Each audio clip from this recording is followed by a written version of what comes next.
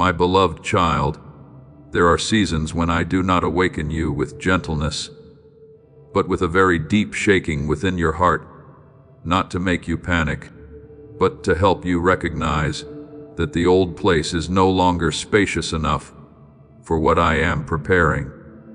The uneasiness you feel is not always a sign of danger. Many times it is the bell of a changing season, a holy stirring that makes your soul unable to keep sleeping at the edge of what I have called you to step into. Do not be quick to condemn your heart because it trembles, and do not be quick to see your first confusion as proof that you are going the wrong way.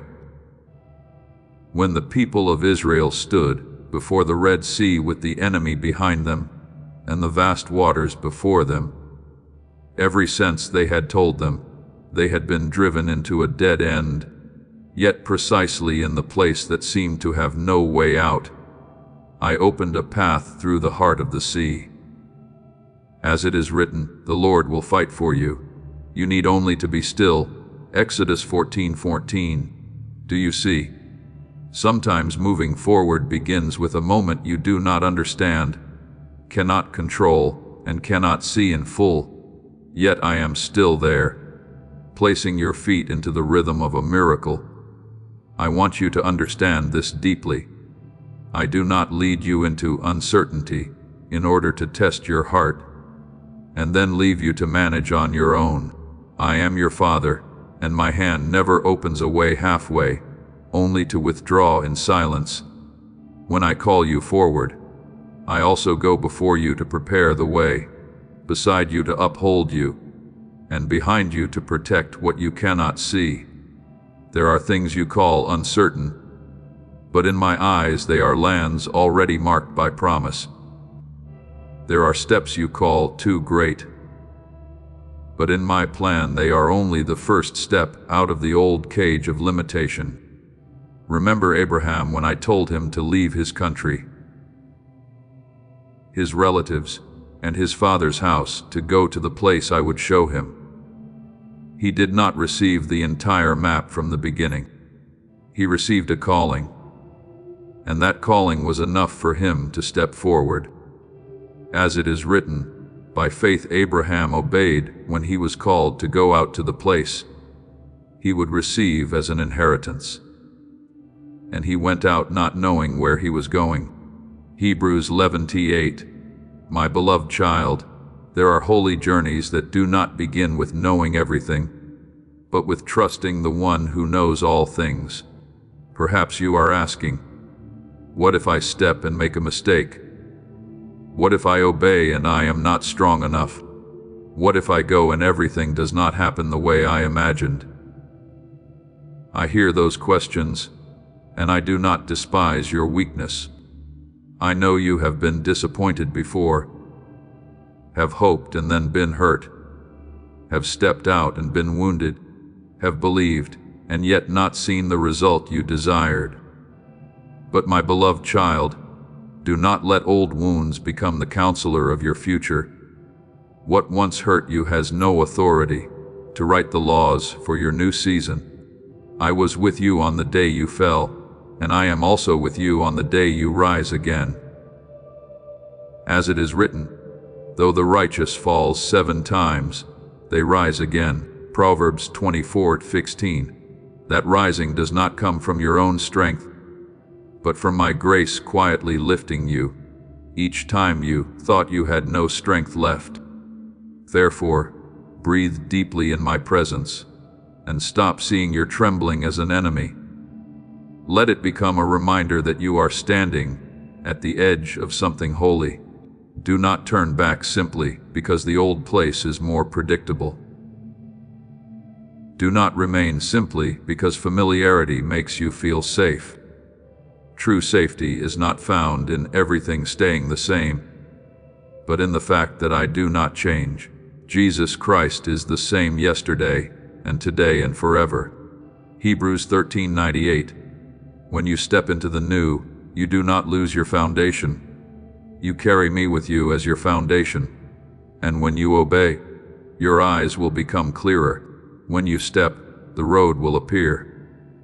When you give me your yes, even if it is small, I will cause that yes to resound like a key opening doors that have been waiting for you for a long time.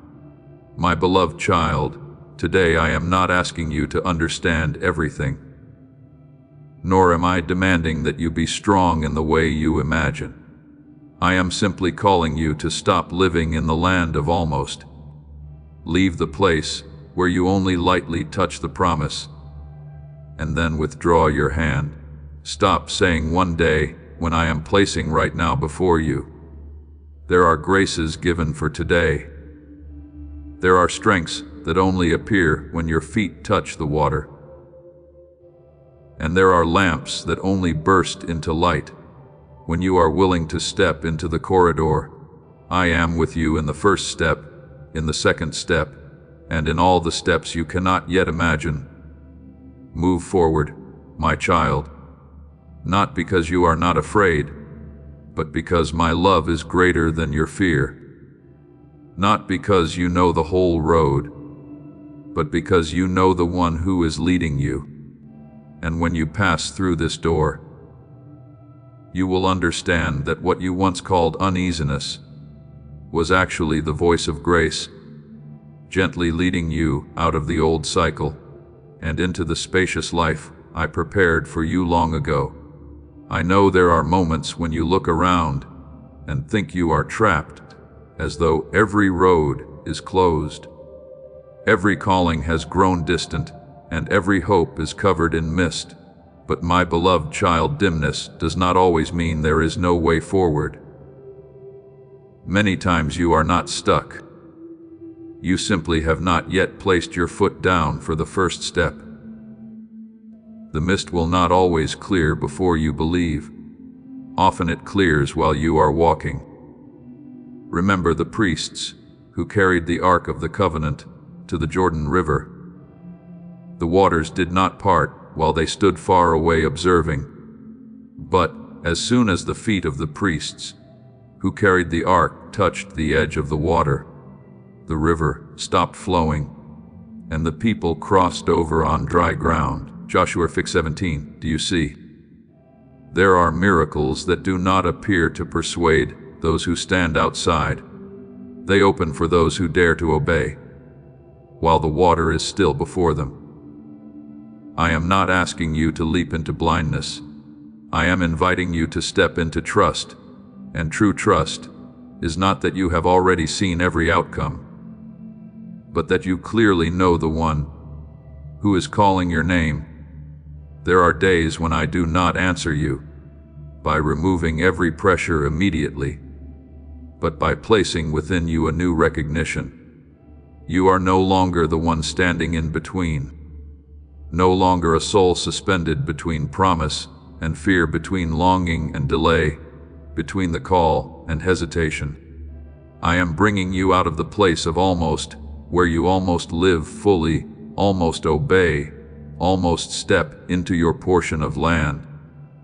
That place seems safe because it does not require you to take a risk, but quietly it drains the life out of you. It causes you to see the door without passing through it, to hear the call without answering it, to sense the appointed time and still convince yourself that it is not yet time. But I speak to you today. Your time is no longer a distant vision, waiting at the end of the road. It is standing right before you like an illuminated threshold. As it is written, behold, now is the accepted time. Behold, now is the day of salvation. 2 Corinthians 6:2. There are graces given for today, and today's obedience will open streams that tomorrow cannot replace with regret. I want you to understand that the acceleration I have appointed for you does not come from forcing yourself to run in your own strength. I am not calling you to strain until your soul grows weary, nor am I placing a heavy yoke upon your shoulders that makes you lose the tenderness within. The acceleration that belongs to me is not like the haste of the world. It does not throw you into disorder. It places you into the right flow. When you step out of hidden resistance and come into agreement with my movement, you will realize that things you once tried endlessly to push open now begin to open by grace. Doors that once felt as heavy as stone now turn lightly because the appointed time has come. Connections that once seemed scattered are now being arranged again in holy order, as it is written, not by might nor by power, but by my Spirit. Zechariah 4:6. My beloved child, what I am doing in you is not operated by tension, but by union. When you stop wrestling with the calling and begin to agree with me, you will see that strength does not only come to you, but also flows through you. Therefore, my beloved child, rise in obedience, not under the pressure of having to become perfect. Perfection is not what opens the door for you. It is living faith and a heart willing to respond that bring you into my flow. If you wait until there is no trembling left before you step, you will turn fear into the gatekeeper of your destiny. But I have not given fear that authority. I have called you by love, preserved you by grace, and written over your life a story that does not end in hesitation. As it is written, he who began a good work in you will carry it on to completion until the day of Christ Jesus. Philippians 1:6. What I have begun in you, I will not leave unfinished. What I have sown in you, I will not forget. What I have spoken over you, I have the power to fulfill. Yet, I invite you to cooperate through today's obedient step.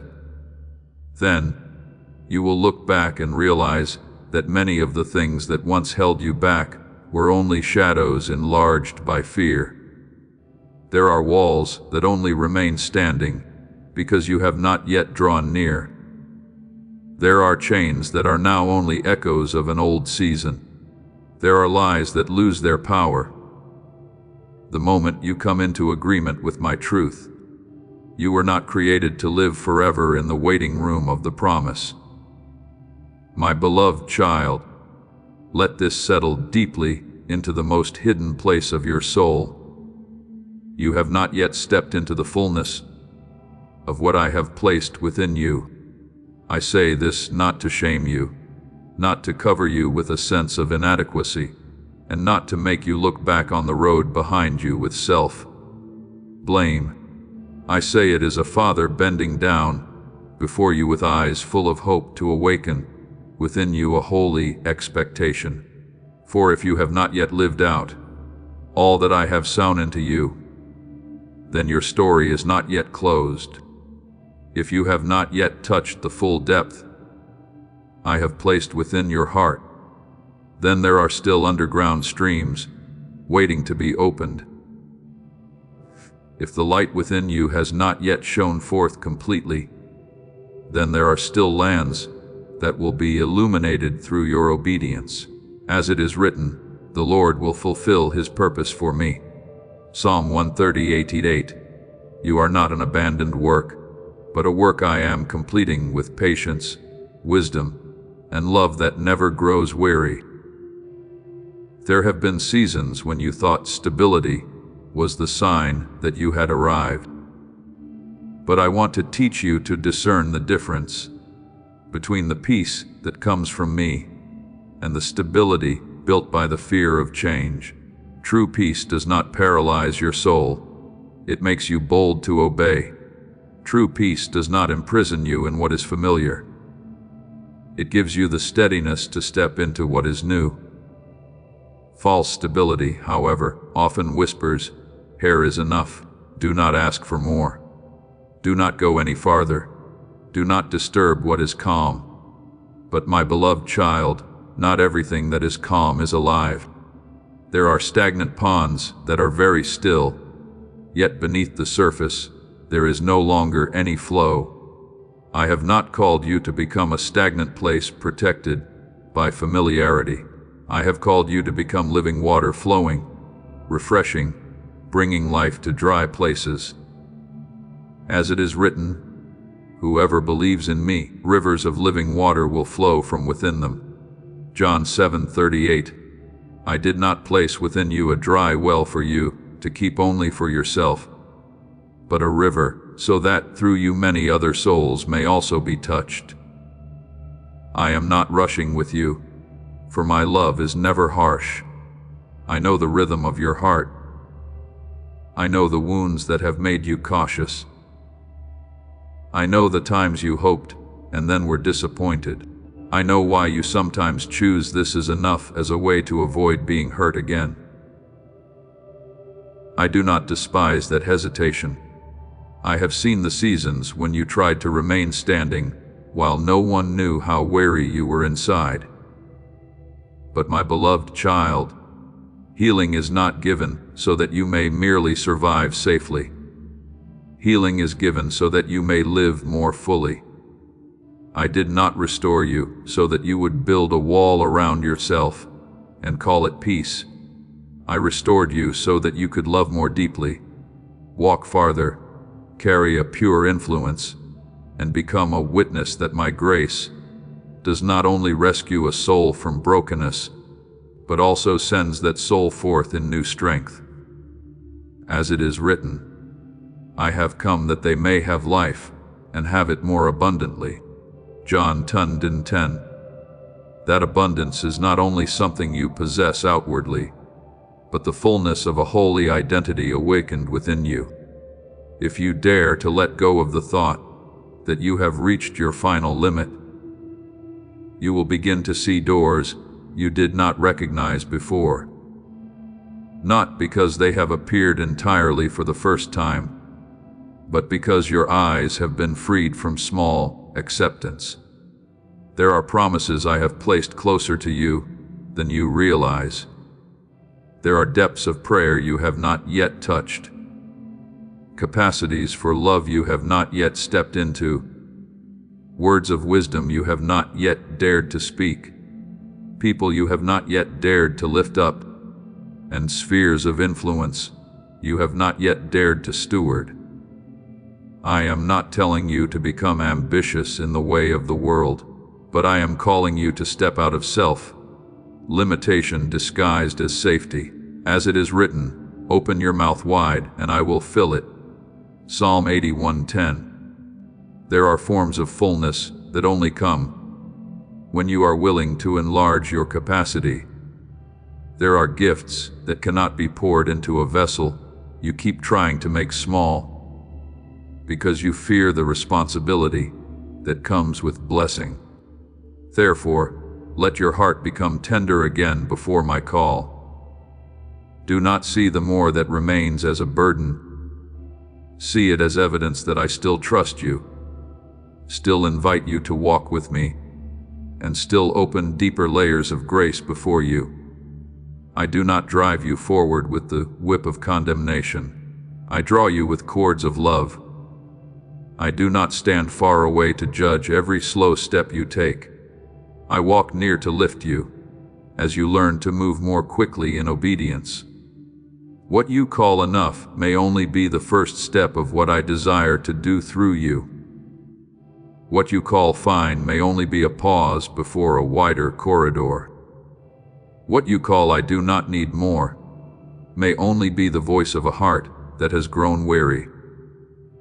A heart that has not yet dared to believe that the next blessing will not break it, but will cause it to expand in the light.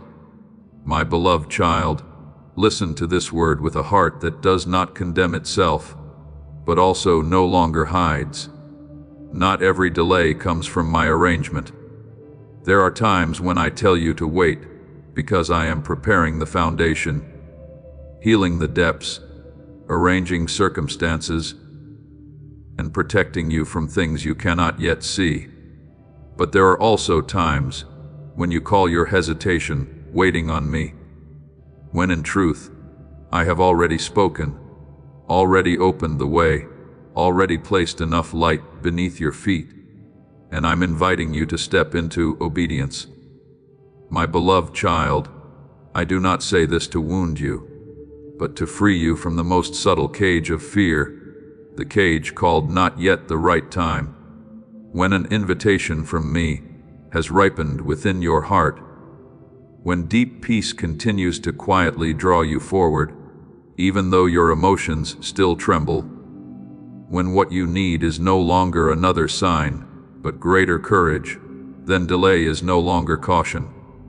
It becomes a gentle, quiet resistance, difficult to recognize, yet strong enough to keep you standing outside of what I have appointed. I know what you have not spoken aloud. I know that behind the reasons that sound reasonable, there is a very small, yet very deep question. What if I step forward and fail? What if I have misunderstood? What if I am not mature enough, not strong enough, not prepared enough? I do not belittle that fear, for I know you have stumbled before, been wounded by hasty decisions, and regretted the times you placed your trust in places that were not firm. But you must discern the difference. Obedience is not recklessness, and trust is not blindness. Obedience is when you walk according to the light I have given, even though that light has not yet illuminated the entire road. Trust is when you do not hold every outcome firmly in your hands, but you hold firmly to the hand of the one who is leading you. As it is written, your word is a lamp to my feet and a light to my path. Psalm 119 and 105. That lamp often gives enough light for the next step, not so that you may control the whole journey, but so that you may learn to live close to me in every rhythm, every day, and every decision. Perhaps you are still waiting for a perfect moment to appear outwardly. Every door open, every person in agreement, every emotion stable, every risk gone, every question answered clearly. But, beloved child, many times what you call the perfect moment is only an image built by fear, so that you will not have to step forward. A holy moment is not always the moment when circumstances are no longer challenging. A holy moment is often the instant when your heart hears my voice and chooses to respond. Do not fear, for I am with you. Do not be dismayed, for I am your God. Isaiah 41:10 is not a word spoken to someone who has escaped every battle, but a word I place into the hand of the one who must walk right in the midst of battle. Your assurance is not found in everything being complete, but in the fact that I do not leave you in the process. You are not safe because you know everything. You are safe because I know everything. You are not steady because you are incapable of making mistakes. You are steady because if your heart is truly turned toward me, I have to correct, uphold, teach, and cause even clumsy steps to become a school of grace. The parable of the talents also speaks to you of something deeper than you may realize. The servant who was entrusted with the least was not rebuked because he did not have as much as the others, nor was he condemned because his ability was small. What caused him to lose his portion was not his initial limitation, but the fact that he allowed fear to govern the way he stewarded what he had received. Please know that every seed you plant in this mission will grow into a torch that shines in someone else's darkness. Giving to this work through the link in the description or the pinned comment, whether by buying a coffee, making a donation, or becoming a member of our Ko-Fi community, does not go to a channel. Your actions are supporting a divine mission to save lost souls. Heaven moves through willing voices, but it grows through hearts that are kind. This is what I say over you now. Each gift you give is like a stream of living water that flows into the life of someone who needs healing. Give, and it will be given to you is not just a verse for Jesus, It is a living promise that shapes your future. Allow me to invite you now with a simple act of faith. Come into this moment with purpose, with honesty, and with hope. The money you give today is not a donation. The act of spiritual obedience that lets your heavens open is what opens them. Let go of your seed and see what God brings back into your life. He hid the talent in the ground, then justified his immobility by his fear of his master. But in the eyes of the master, that kind of safety was not wisdom. It was unfaithfulness. As it is written, the master called him a wicked and lazy servant, Matthew 25:26. Not because he lacked opportunity, but because he refused to put into motion what had been entrusted to him. Beloved child, I do not measure you by the amount I have placed in your hands, compared with someone else. I look to see whether you are faithful with your own portion. A small seed, if sown into the ground, can become a tree, but if it is held forever in the palm of the hand out of fear of losing it, it will never bear fruit. Do not allow fear to dress itself in reason and enter your heart as though it were a trustworthy counselor. It may speak with a very cautious voice. Wait for one more sign. Wait until you are more certain. Prepare a little more. Let everything become completely clear before you begin. But look carefully at the fruit of that counsel. If it makes your heart increasingly peaceful, pure, ready, and nearer to me, then it may be wholly waiting. But if it causes you to shrink more and more, to grow wary, to avoid, to lose your fire, to fear responsibility, and to repeat the same cycle of thoughts again and again, then it is not wisdom. It is delay decorated with reasonable words. As it is written, whoever watches the wind will not plant. Whoever looks at the clouds will not reap.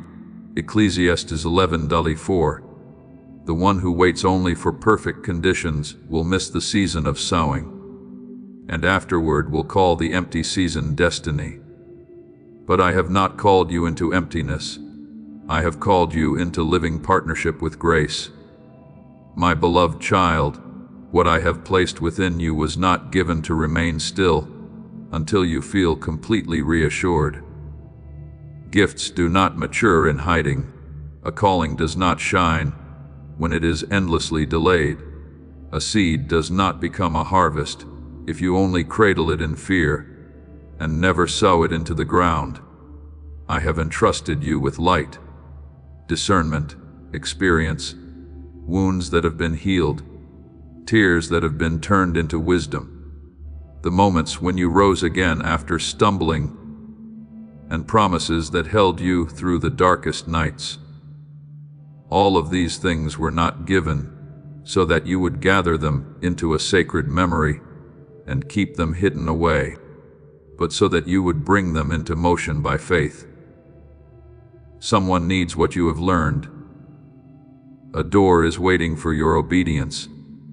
There is a portion of land that will not open through more thinking, but through the first step. Therefore, today, I am calling you out of the room of hesitation. Rise, not because every fear has disappeared, but because I am greater than that fear. Begin, not because you have mastered everything, but because faithfulness is revealed through the one who dares to operate in the portion entrusted to them. Step forward, not to prove that you are strong, but to prove that you trust me as the one who is with you. And when you step, you will realize that what you once called not enough was often only the veil of fear. What you once called not the right time was often only hesitation, unwilling to release control. I have opened enough for you to begin. I have given enough light for you to see the next step. I have drawn near enough that you can no longer say you are alone. Now give me your yes through action, and you will see that grace, does not only uphold those who wait, but also gives wings to those who dare to walk in trust. I want you to understand that being made new is not merely a beautiful phrase for you to comfort yourself with on weary nights. It is a spiritual reality established by my power. As it is written, therefore, if anyone is in Christ, he is a new creation. The old things have passed away. Behold, all things have become new. 2 Corinthians 5:17. But beloved child, that reality must be received by you, must be clothed upon you, must be allowed to enter the way you see yourself, the way you make decisions, and the way you stand before the doors I open.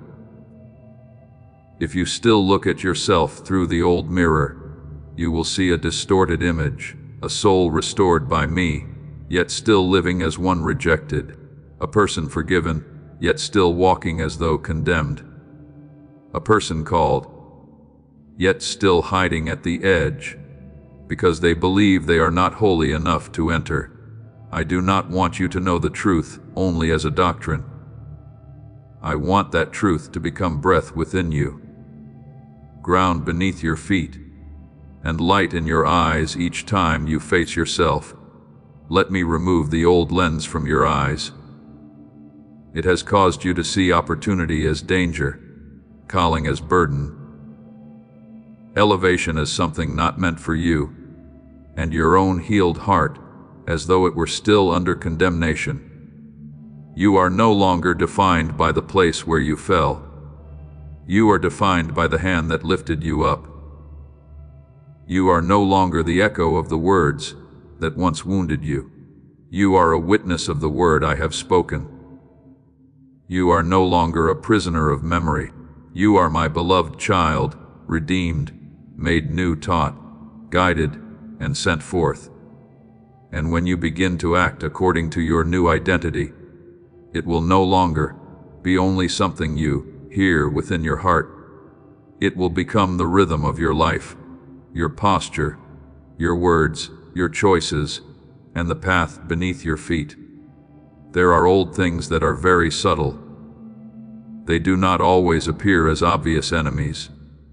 They do not always pull you away from prayer, and they do not always make you rebel or turn your back on me. Many times, they simply whisper a very small sentence within you. That promise may be true, but surely it is not meant for me. And with only that one sentence, you continue to believe that I am powerful. You continue to believe that I am good. You continue to believe that I can do great things, yet you place yourself outside the portion I desire to give you. You pray, but you do not dare to receive. You hear the calling, but you do not dare to rise. You see the light, but you still think you belong to the shadows. This is a very subtle deception. It does not destroy your faith in me, but it makes you doubt the very identity I have created in you. It causes you to bow your head before the past, while your lips still confess the present reality of grace. It causes you to live like someone standing outside the door, even though I have already opened the door and called your name from within. I am not telling you to forget the past completely, as though it never happened. I am not asking you to deny the lessons that have made you mature. I simply will not allow the past to take the throne. There are memories that will become testimony if you allow me to heal them. There are wounds that will become wells of compassion if you allow me to sanctify them. There are failures that will become wisdom if you do not turn them into chains. You can learn from what is past without having to live under its authority. You can remember without being imprisoned. You can carry scars as evidence that you have been healed, not as a sign, declaring that you are still defeated.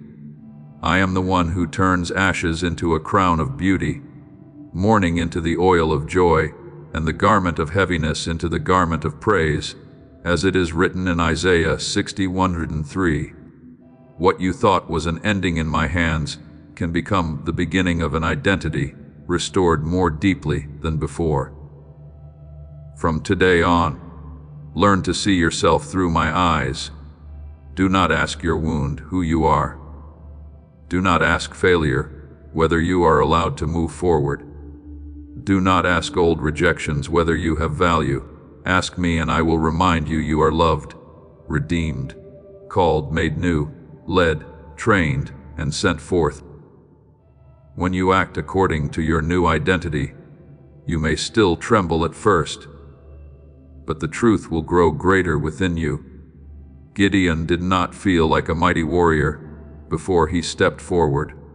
He stepped according to my word. And then that identity gradually became visible through his actions. You are the same. Do not wait for your emotions to completely catch up before you live according to the truth. Walk in the truth, and your emotions will be retrained by faith.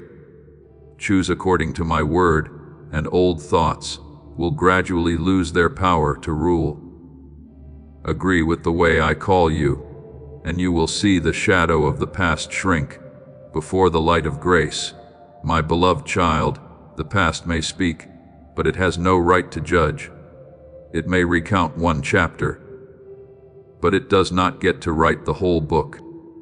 I am the author, and I have not placed the final period upon your life. The old things have passed away, not because you are strong enough to erase them, but because I am powerful enough to make you new. So rise from the seat of self-doubt. Remove the garment called unworthy. Step out of the small room where you still shrink back, even though I've opened a wide field before you. You are not what happened to you. You are not the echo of yesterday.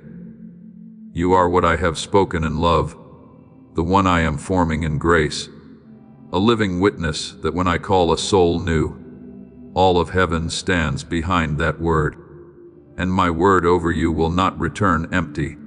It will accomplish what I desire until the holy identity I have placed within you is revealed in radiant fullness before the very lands I prepared for you long ago.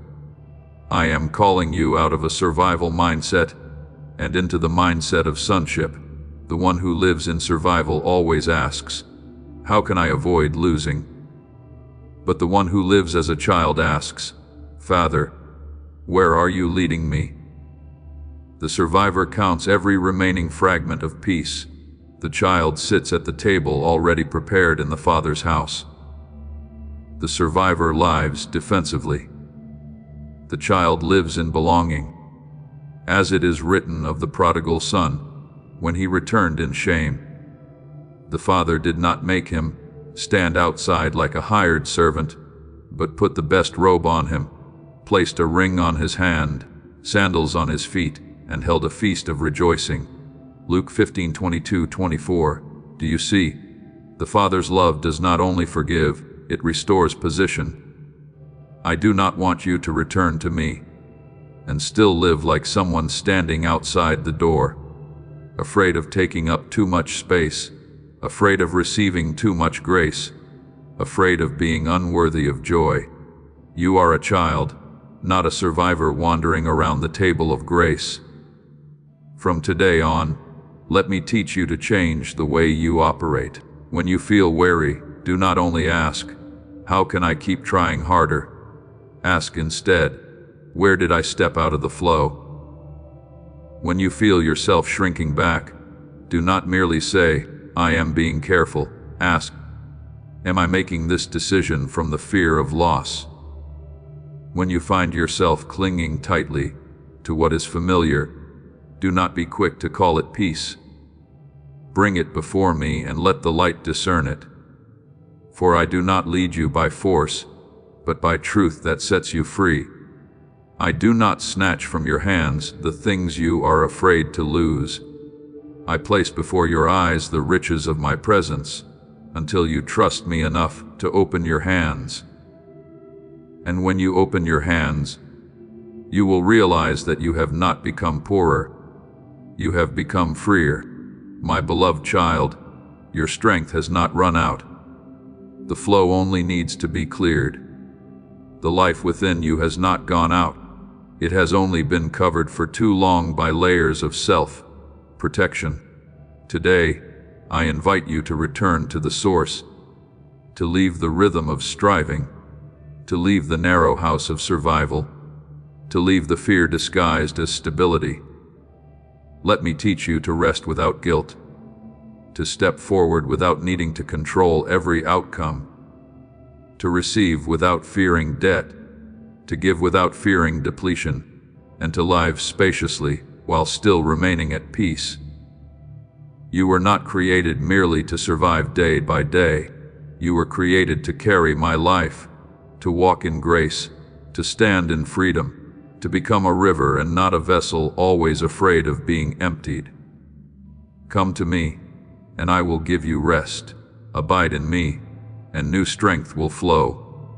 Live as one who is free, for the chains have already broken. The door has already opened, and I am calling you not only out of Egypt, but into the spacious land of abundant life in me.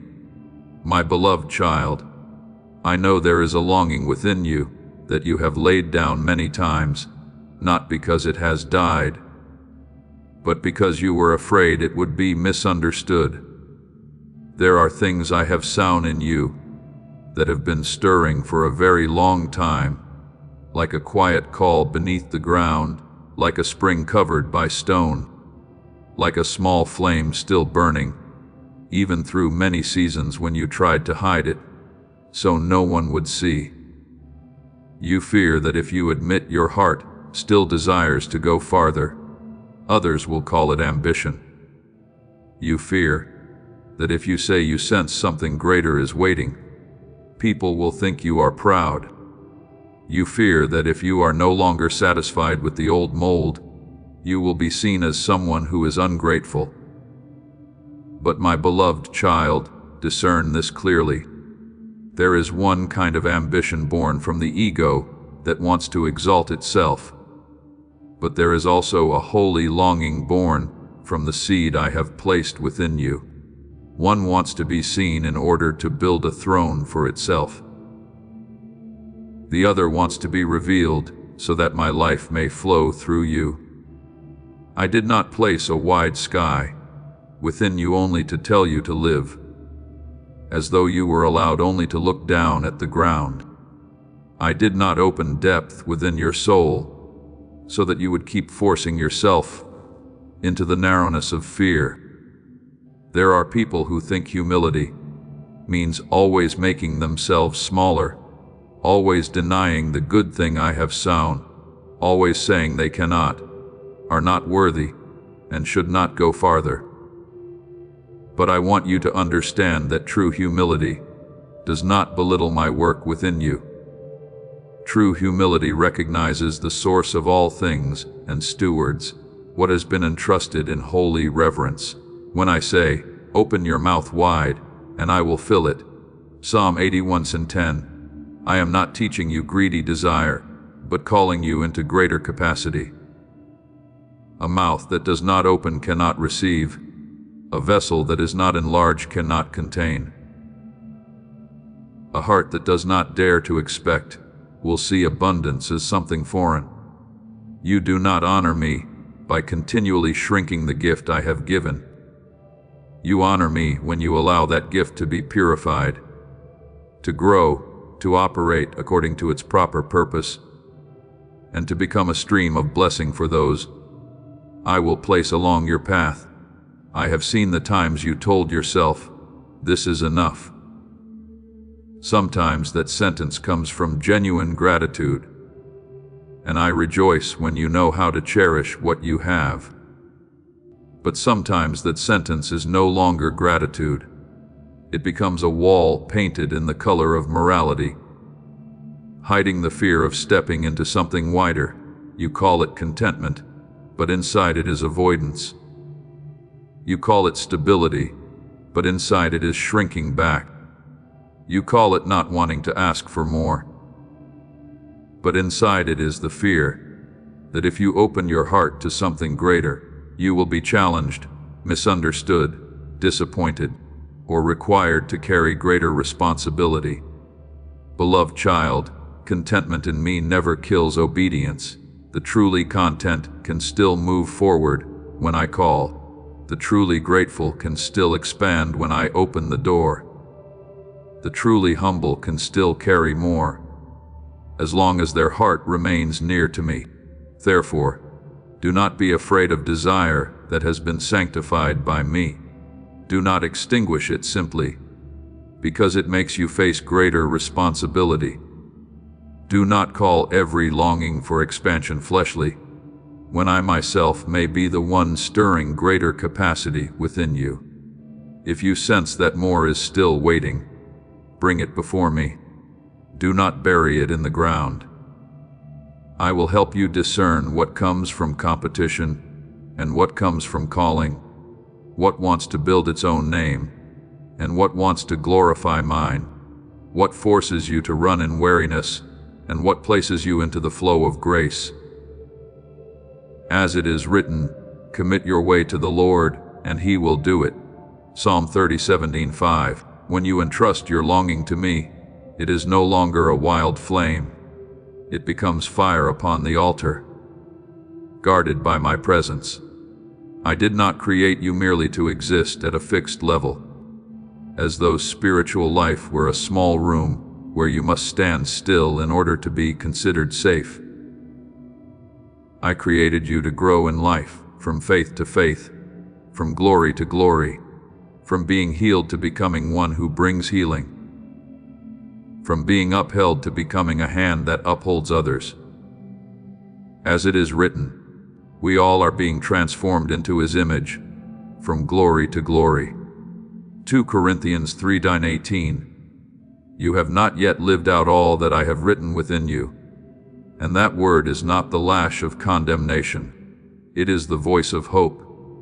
It means there are still depths you have not explored, gifts that have not fully opened, words of wisdom that have not yet been spoken, spheres of influence that have not yet been touched, and doors you have not yet walked through. I am not telling you to hurry. I am telling you to stay awake. I am not telling you to be greedy. I am telling you not to bury what is holy because you fear the light. But as soon as you begin to recognize this, I also know another voice will rise within you, softer, more reasonable, sounding wiser than raw fear. It does not say, never step forward. It only says, wait a little longer.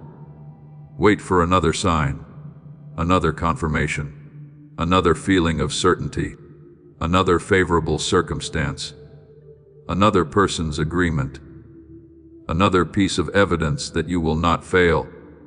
That voice is dangerous because it wears the garment of caution. It makes you feel as though you are honoring the timing, while deep underneath, you are delaying obedience. I am not against holy waiting. There are seasons when I say, be still, remain, let me prepare you. But there are also seasons when I have given enough light for the first step. And what you call waiting longer is no longer wisdom, but fear trying to extend its power. My beloved child, if I have spoken, you do not need to turn confirmation into a cradle where you keep sleeping. Signs are given to lead you into obedience, not to replace obedience. Light is given so that you may walk, not so that you may sit forever analyzing beneath the lamp. As it is written, the lamp of the body is the eye. If therefore your eye is good, your whole body will be full of light. Matthew 60:22. When your eye is clear, you will discern what is waiting with peace, and what is hesitation with fear. Waiting that comes from me makes you deeper, steadier, more loving, and pure. Delay born from fear makes you shrink back, grow wary, repeat the same patterns, doubt, and lose your fire. Look at its fruit. and you will know its root. Remember the people of Israel. When they stood before the promised land, they had seen my power in Egypt, seen the sea part, seen bread from heaven, seen water from the rock. Yet when they heard the report about the giants, they said they were like grasshoppers in their own eyes. They did not lack signs. They lacked agreement with my word concerning who they were, and because fear was called caution, an entire generation wandered around the wilderness instead of entering the land that had been promised. Beloved child, I do not want you to circle around a promise simply because you are still waiting for the feeling of fearlessness. Courage is not the absence of trembling. As this awakening grows inside you, know that helping with this mission is not a joke. It is a sign from God. You can support this work through the link in the description or the pinned comment. Whether by buying a coffee, making a donation, or becoming a member of our Ko-Fi community. By doing so, you become part of Jesus' plan to save souls who are still stuck in fog. Every seed turns into light that fights against darkness. If you water others, you will be watered yourself, Jesus says. This is not history. It is a living promise about your future. Come into this moment with faith and a plan. What God has already planned for your life can be unlocked through your giving. Courage is obeying when my word becomes louder than your trembling. Faith is not the inability to see the challenge. Faith is seeing me higher than the challenge. So today, I call you to enlarge your heart without losing holiness, to awaken from the phrase, "This is enough," without falling into dissatisfaction, to acknowledge holy desire without allowing the ego to rule, and to step beyond the voice that says, "Wait a little longer." When you know I have given enough light for the first step, bring your longing to me, so that I may wash it clean of fear, comparison, and the need to prove yourself. Then I will return it to you like a torch. You were not created to maintain a life smaller than what I have written. You were created to carry my glory, as it spreads not through the noise of the flesh, but through the radiance of a soul that has been healed, sent forth, and placed in the right flow. Step forward, my beloved child, not because every question has disappeared, but because I am with you. Not because you know the whole journey, but because I have called you by name. And when you step, you will realize that what you once suppressed was not the enemy of humility, but the echo of holy design leading you into the manifestation I prepared for you long ago. My beloved child, stand upright within your soul, not with the hardness of the flesh, but with the steadiness of one who knows that the Father is calling them back to their true identity. I am touching a place deeper than passing thoughts, deeper than emotions that rise and fall with each day, deeper even than the words you often use to explain yourself.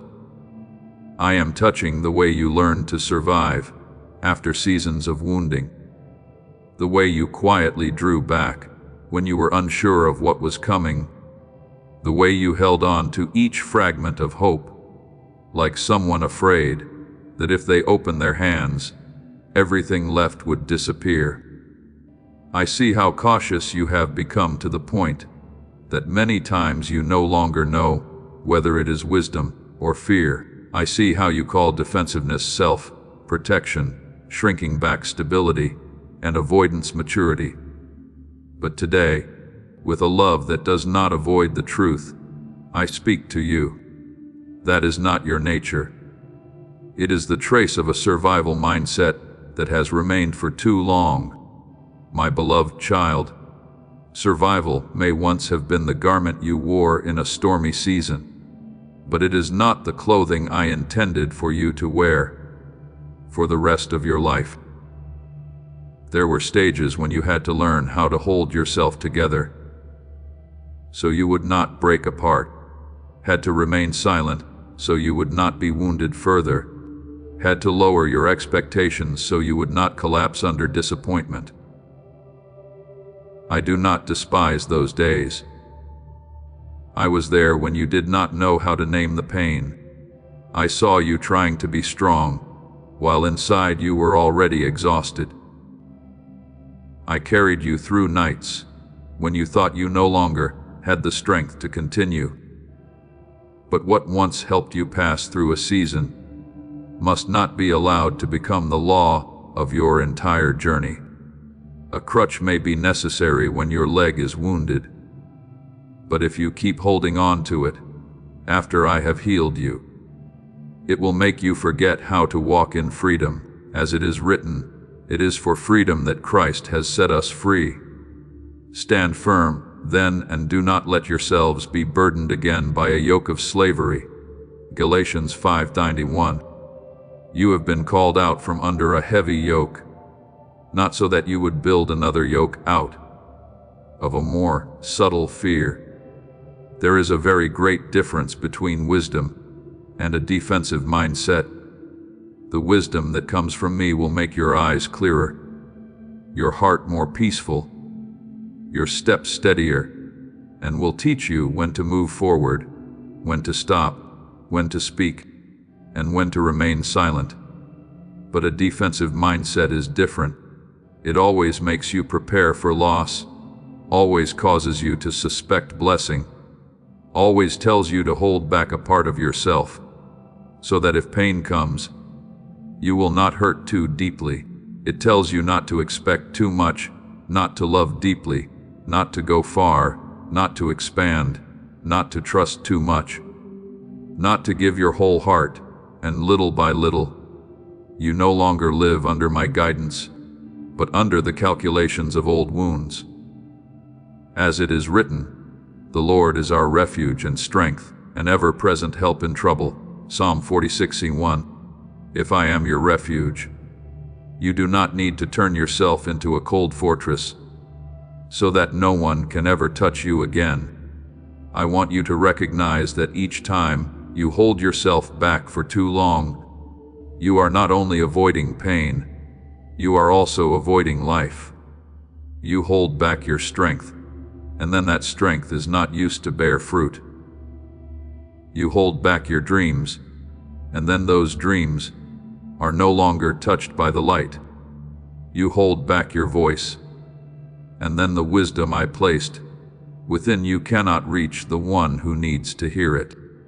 You hold back your love, and then your heart begins to dry up because it was not created merely to protect itself. Beloved child, life was not given to be sealed away in fear. If a seed remains forever in the storehouse, it may seem safe, but it will never become a harvest. If oil is kept forever in the vessel, it cannot anoint anyone. If light is kept covered, it cannot illuminate the path for souls who are lost. I did not create you merely to avoid loss. I created you to carry my life through the very places you once feared to enter. Remember the people of Israel after they had left Egypt. Their bodies had come out of the land of slavery, but within their hearts the voice of chains still remained. When the wilderness became difficult, they remembered the old pots of meat and wanted to return to the very place that had once oppressed them. As it is written in Exodus 6:7-1, do you see a person can be outwardly delivered and still need to be delivered inwardly?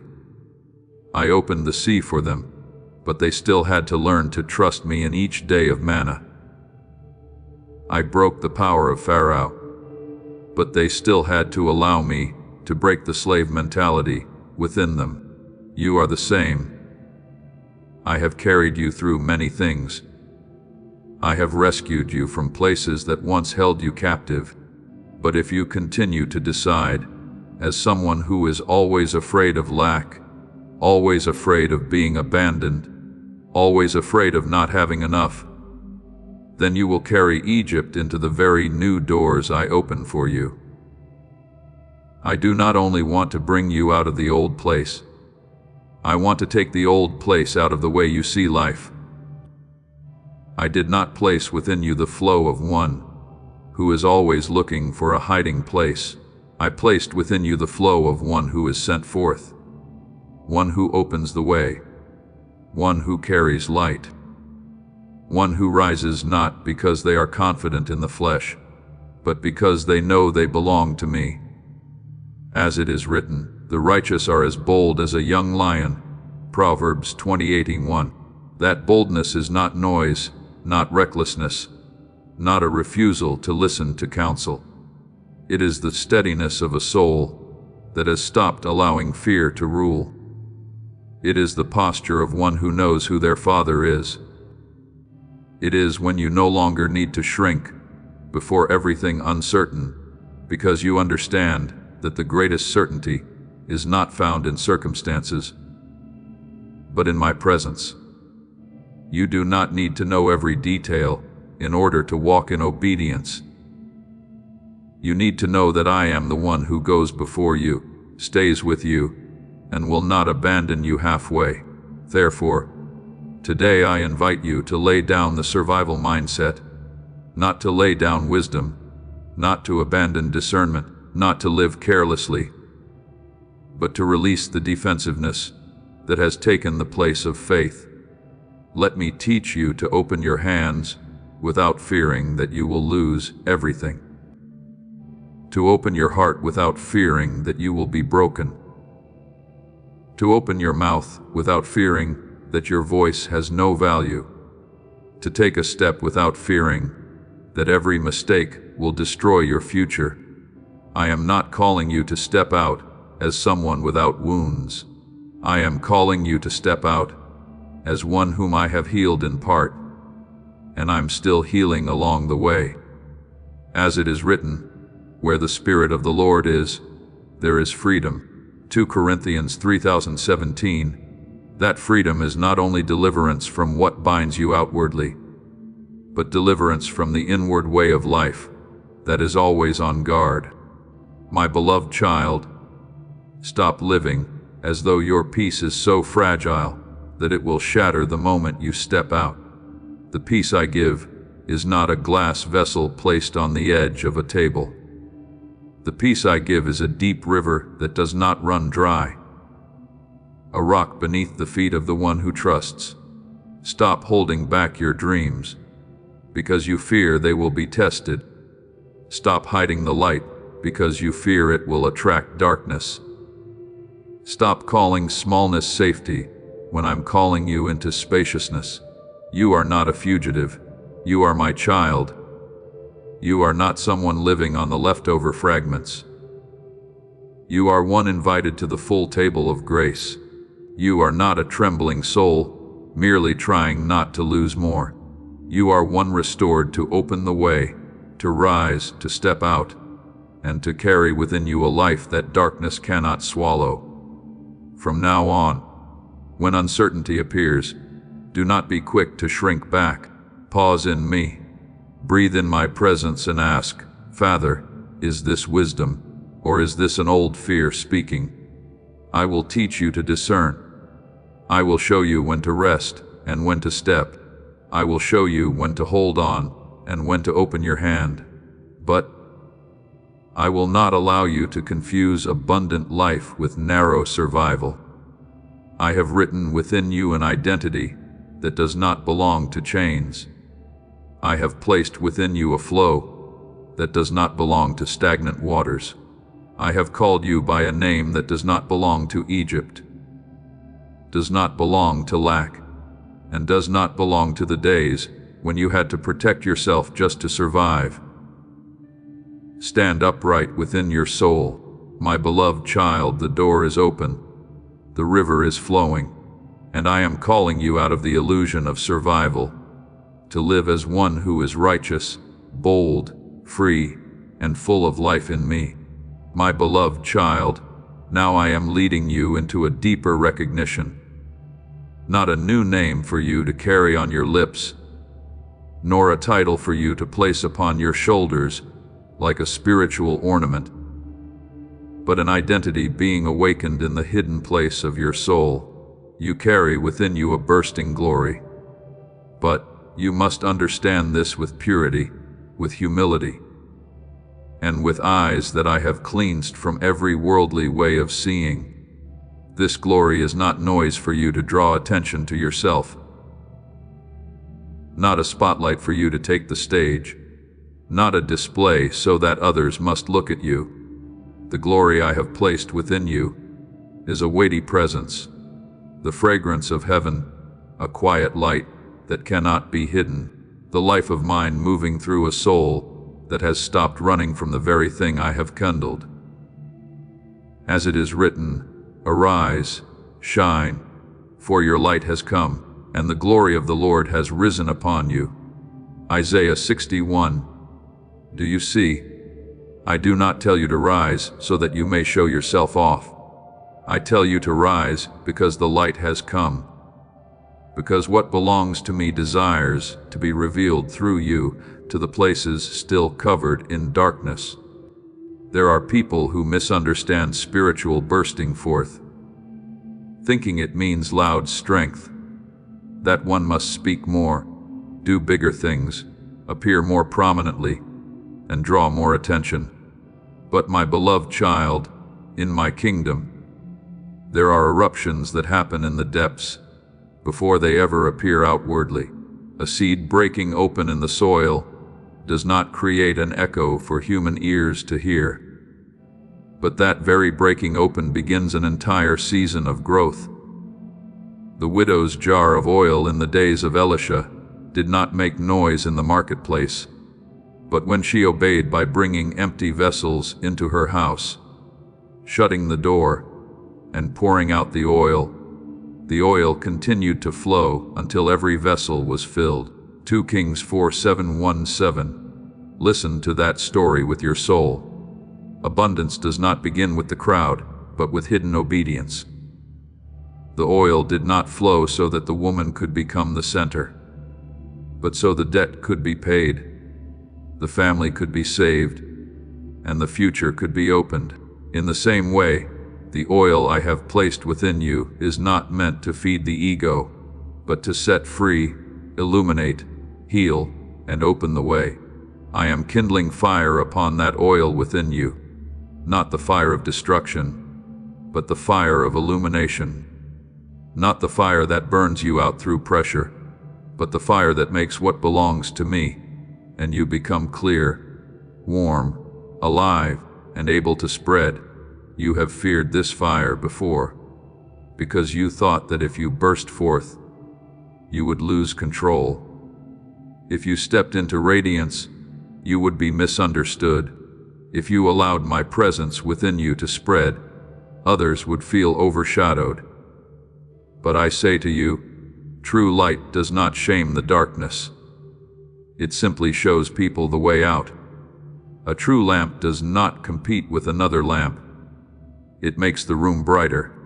As it is written, nor do people light a lamp and put it under a basket, but on a stand, and it gives light to all in the house. Matthew 5:15. I did not light you so that you would take anyone's place.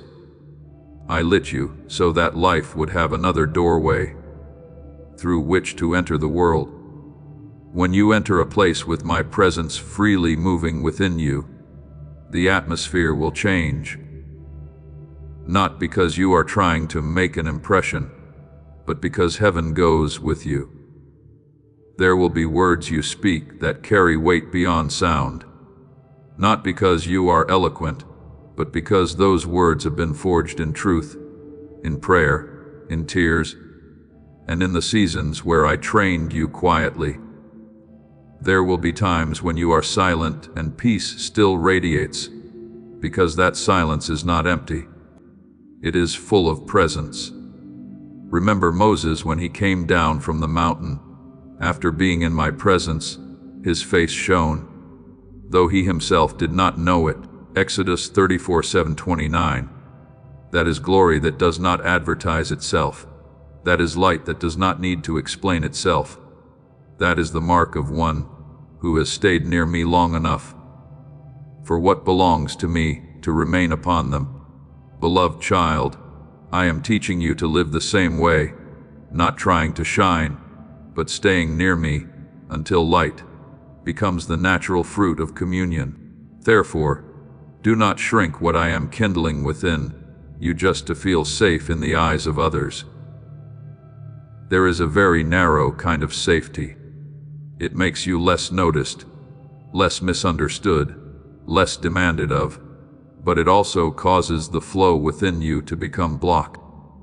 You already know that feeling, when the word that needs to be spoken is held back too long, when the gift that needs to operate is buried because of fear of being wrong, when the love that needs to be given is locked away because of fear of being wounded, when the light that needs to shine is covered because you do not want anyone to think you are too much.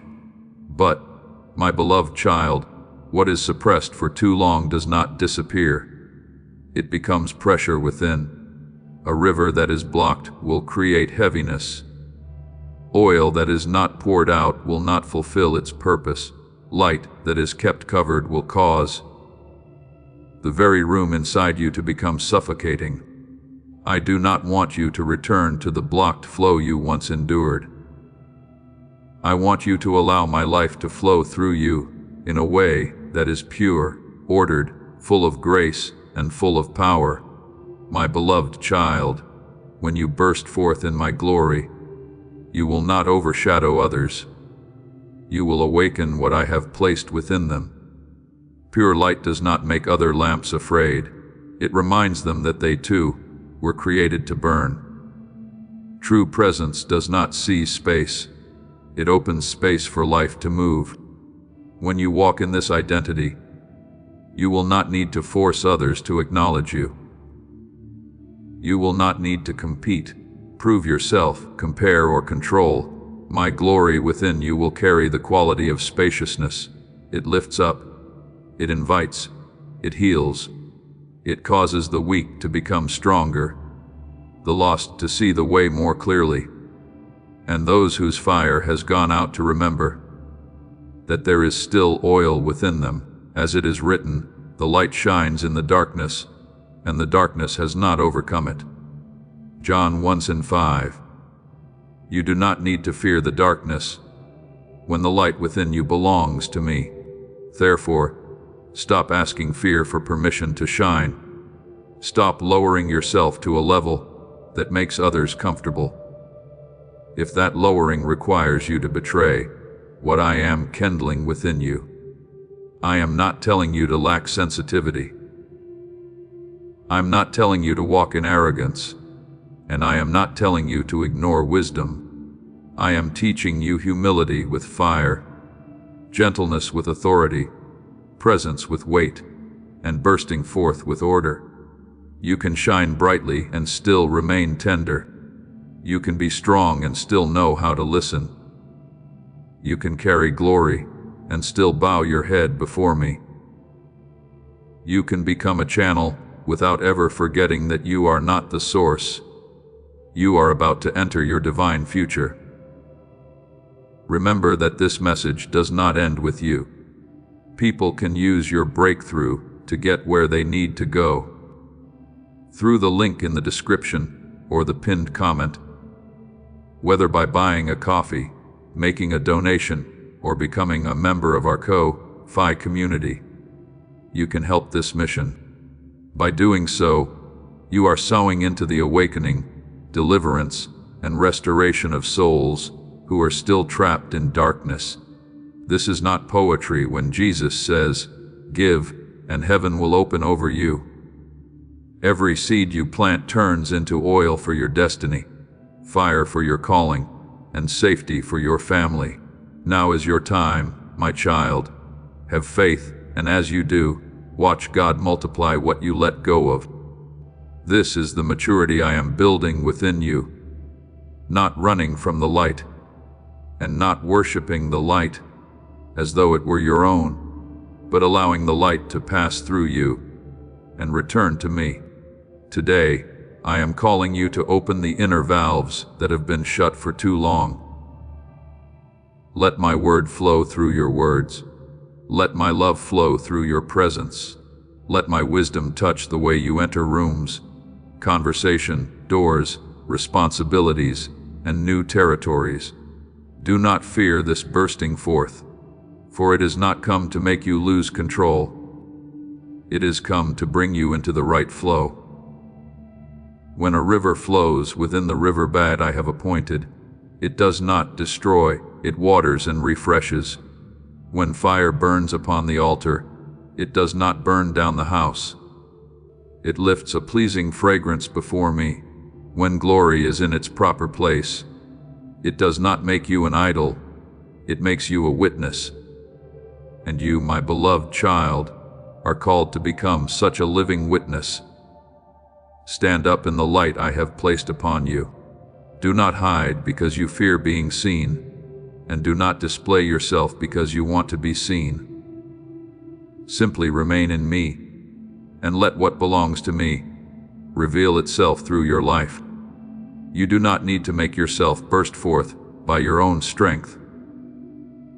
I am the one who sets fire to the oil. You do not need to create glory for yourself. I am the one who places glory upon you. Your part is to stop holding back, stop shrinking, stop hiding, and stop calling a blocked flow safety. Let me spread through you like dawn spreading over the mountains, like the fragrance of precious oil filling the whole house, like living water flowing into dry places. And when you allow this to happen, you will realize that this bursting forth does not take you farther from me, it brings you nearer to me. Because true glory always returns to the source. You do not lose yourself in this flow. You rediscover the holy identity I wrote within you from the beginning, the identity of one who carries light, carries life, carries presence, and walks as a vessel set aflame, so that my glory may touch the places where I send you. My beloved, listen to me not with your ears, but from the deepest place within your soul, the place where truth is not obscured by fear or by the shadows of old memories. I am leading you to a threshold that not everyone perceives, a moment not measured by human clocks, but appointed by the fullness of my divine design. There have been seasons in your life when everything seemed like trial upon trial, as though a fire burned without ceasing. Yet now, that very fire is no longer meant to destroy, but to refine, to reveal the preciousness I placed within you from the beginning. As it is written, he will sit as a refiner and purifier of silver, Malachi 3:3. And you are no longer raw metal. You are being formed into a vessel set apart for glory. You may not have realized it, but every moment you thought you were falling was, in truth, a moment I was realigning what had been misdirected within your soul. What you have called delay has been my careful rearrangement, ensuring that you would not step outside of the appointed time, for my timing is never late, nor does it come before you are able to carry what it brings. This is the moment when the heavens are no longer silent. This is the hour when the word is released. As it is written, to everything there is a season, and a time for every purpose under heaven. Ecclesiastes 3:21. And your appointed hour has now begun to move. Understand this. My child, I did not draw you out of darkness, only for you to return to your former ways. I did not lead you through harsh seasons, so that you would continue to live within the small confines you once knew. What I am doing is not a surface repair, but a transformation of your very foundation.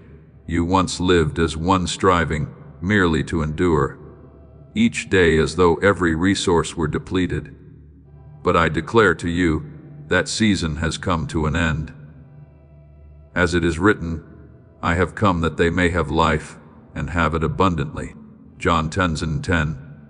You are no longer defined by lack, but by the abundance that flows from me. There is a story you must remember, the story of the widow in the time of the prophet Elisha. She possessed only a small jar of oil, so little that it seemed insufficient, even for a single day.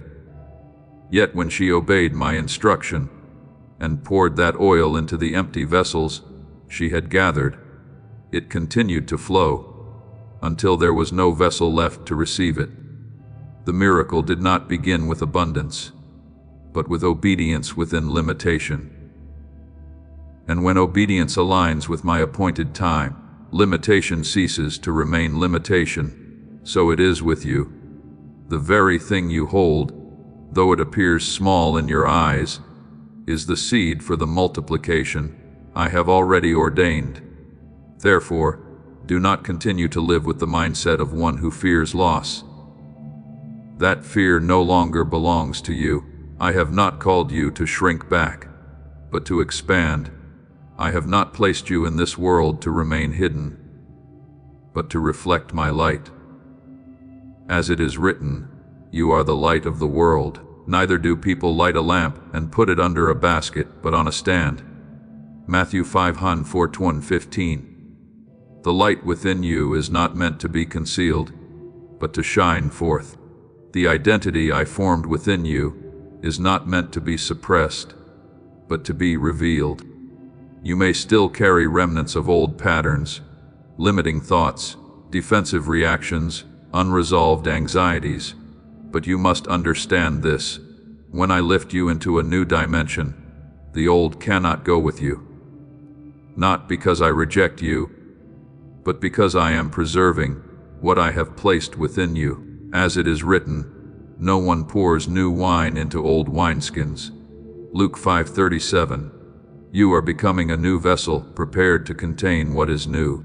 And now, you are moving within my current, not by your own strength, but by my power at work within you. Your body, your mind, your soul, all are being drawn into a new rhythm. A rhythm no longer governed by pressure, but by my presence. As it is written, not by might, nor by power, but by my Spirit. Zechariah 4:6. You do not need to strive to enter what I have already opened. You only need to yield. Therefore, my beloved, release what no longer aligns with where I am leading you. Lift your head not in pride, but in the awareness that you have been chosen to step into this appointed moment. This is not the result of your own effort, but of my grace.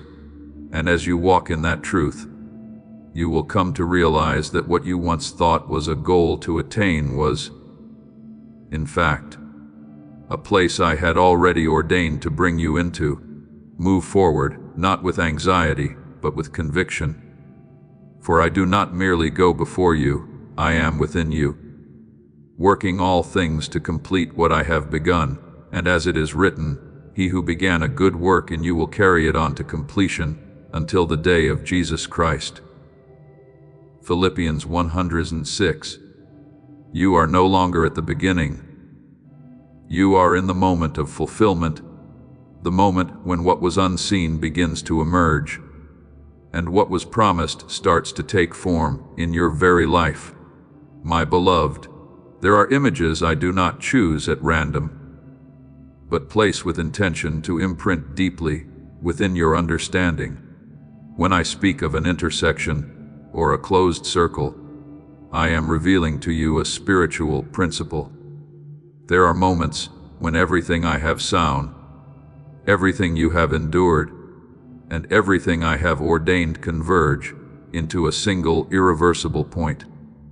It is not a linear progression, but a divine convergence. As it is written, the end of a matter is better than its beginning. Ecclesiastes 7:88. Because when the appointed time arrives, What has long been prepared will erupt in a single moment. You are standing within that convergence, where the years you thought were delays were, in truth, a silent foundation. Look at the story of Joseph, a man cast into a pit, sold, and forgotten in a prison. Yet, when my time came, no one could hinder his steps into the palace, not because he ran faster, but because my appointed hour had opened. As it is written, God sent me before you to preserve life. Genesis 45. Do you see? What you have called darkness was merely a corridor leading to the place I had prepared. And remember Ruth, a woman without status, without security, yet walking in faithfulness. The field she stepped into was not coincidence, but a precise arrangement down to every detail. When faithfulness meets my appointed time, it becomes a doorway. As it is written, she happened to come to the part of the field belonging to Boaz, Ruth 2-3. Yet in my sight, nothing is accidental. You, too, are stepping into such fields, places that seem ordinary, yet carry your destiny within them. And my child, there are callings that do not come in blazing light, but arise in the depth of night. Like Samuel, still a child, he did not recognize my voice at first, but when he answered, "Speak, for your servant is listening," 1 Samuel 3-10, his entire life was opened. The calling is not merely a sound, it is an activation. And now, you are hearing that call as well, not with your ears, but as a resonance within your soul. Understand this deeply. When I bring you into a new phase, I do not merely touch a single part of you. I restructure your entire being. What you once considered natural limitations will no longer hold you back. As it is written, "Behold, I make all things new." Revelation 21-5. This is not a patchwork repair, it is a transformation. Your body, I am drawing it out of a prolonged state of depletion. Elijah once collapsed under the broom tree, believing he could go no further, yet I sent an angel to him, gave him bread and water, and from that strength he walked 40 days and nights. As it is written, he arose, and ate and drank, and went in the strength of that food. 1 Kings 19:8. You also will receive provision that does not come from the natural, a renewed strength that will not run dry. Your mind, I am renewing the way you see. You will no longer perceive circumstances as you once did. For my light will illuminate your understanding. Consider David when he stood before Goliath. He did not see an undefeatable giant. He saw one who defied the living God. As it is written, the battle is the Lord's. 1 Samuel 17:47. When your mind is aligned, the reality before you is transformed. And your soul, this is the deepest place I am touching. I am drawing you out of a way of living that merely survives, into a life that reflects the kingdom. No longer living to have just enough, but to live in overflow. No longer preserving yourself, but expressing me through you. As it is written, the righteous shall live by faith. Romans 1:17. Faith is not merely belief, it is a way of life. My beloved, what you are experiencing is not a minor transition. This is a convergence of destiny.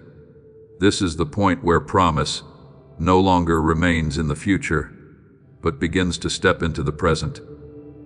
No force can delay what I have appointed in its time. As it is written, the vision is yet for an appointed time. Though it tarries, wait for it. It will surely come. Habakkuk 2:3. Therefore, do not draw back. Do not question the place where I have positioned you. You are not here by accident. You do not stand here by chance. You are at the precise intersection where time, preparation, and my intention converge. And as you move forward, you will realize that what you thought was a single moment is, in truth, the unveiling of an entire new season that I have long reserved for you. My beloved, allow me to lead you deeper into what your soul senses, but cannot yet name.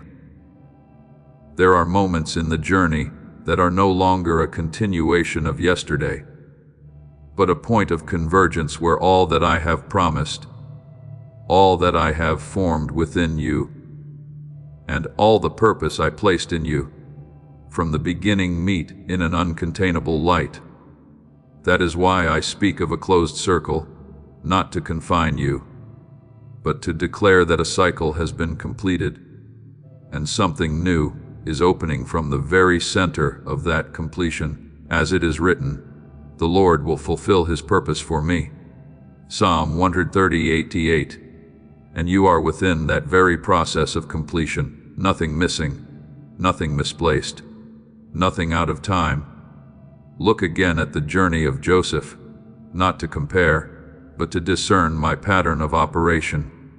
The years of obscurity were not abandonment, but the place where I quietly formed character. When the appointed hour came, he did not need to strive for position. The door opened of its own accord. As it is written, Pharaoh sent and called Joseph and set him over all the land. Genesis 41:14. Such are they.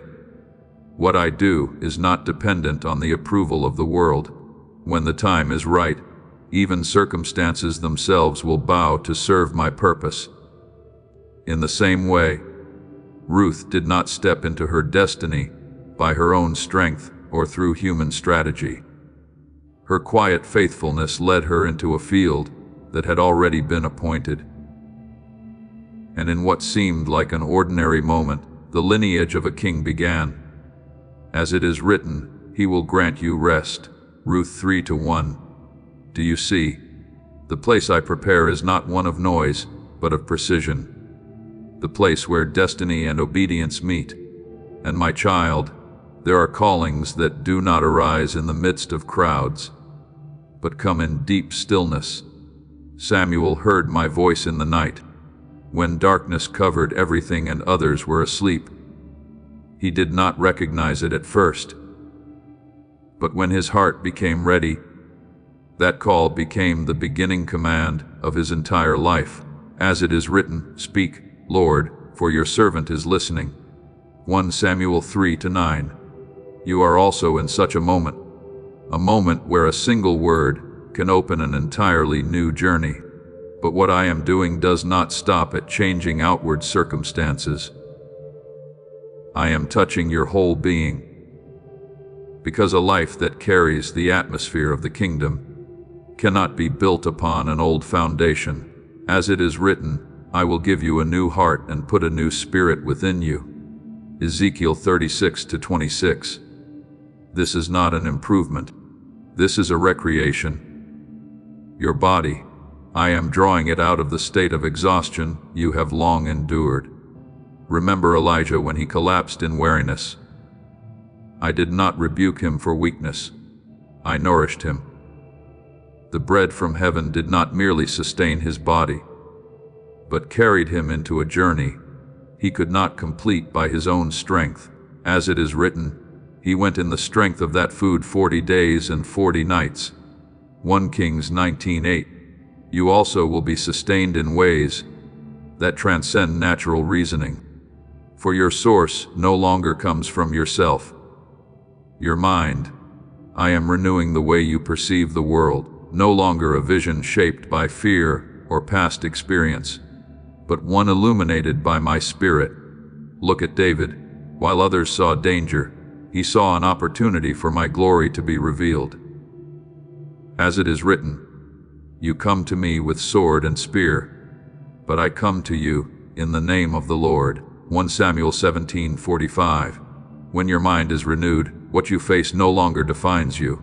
I define you, and your soul. This is the place I am lifting most powerfully. You will no longer be bound by fear or withdrawal. Remember the early disciples. They once locked themselves away in fear, but when the Holy Spirit came upon them, they stepped out and shook an entire generation. As it is written, they were all filled with the Holy Spirit and spoke the word of God with boldness. Acts 4:31. That transformation did not come through training, but through my touch. Therefore, my beloved, do not regard this moment as an ordinary phase. This is a point of convergence that no power can delay.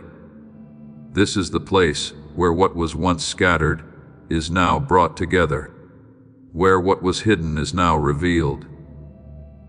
As it is written, the light shines in the darkness, and the darkness has not overcome it. John 1:5.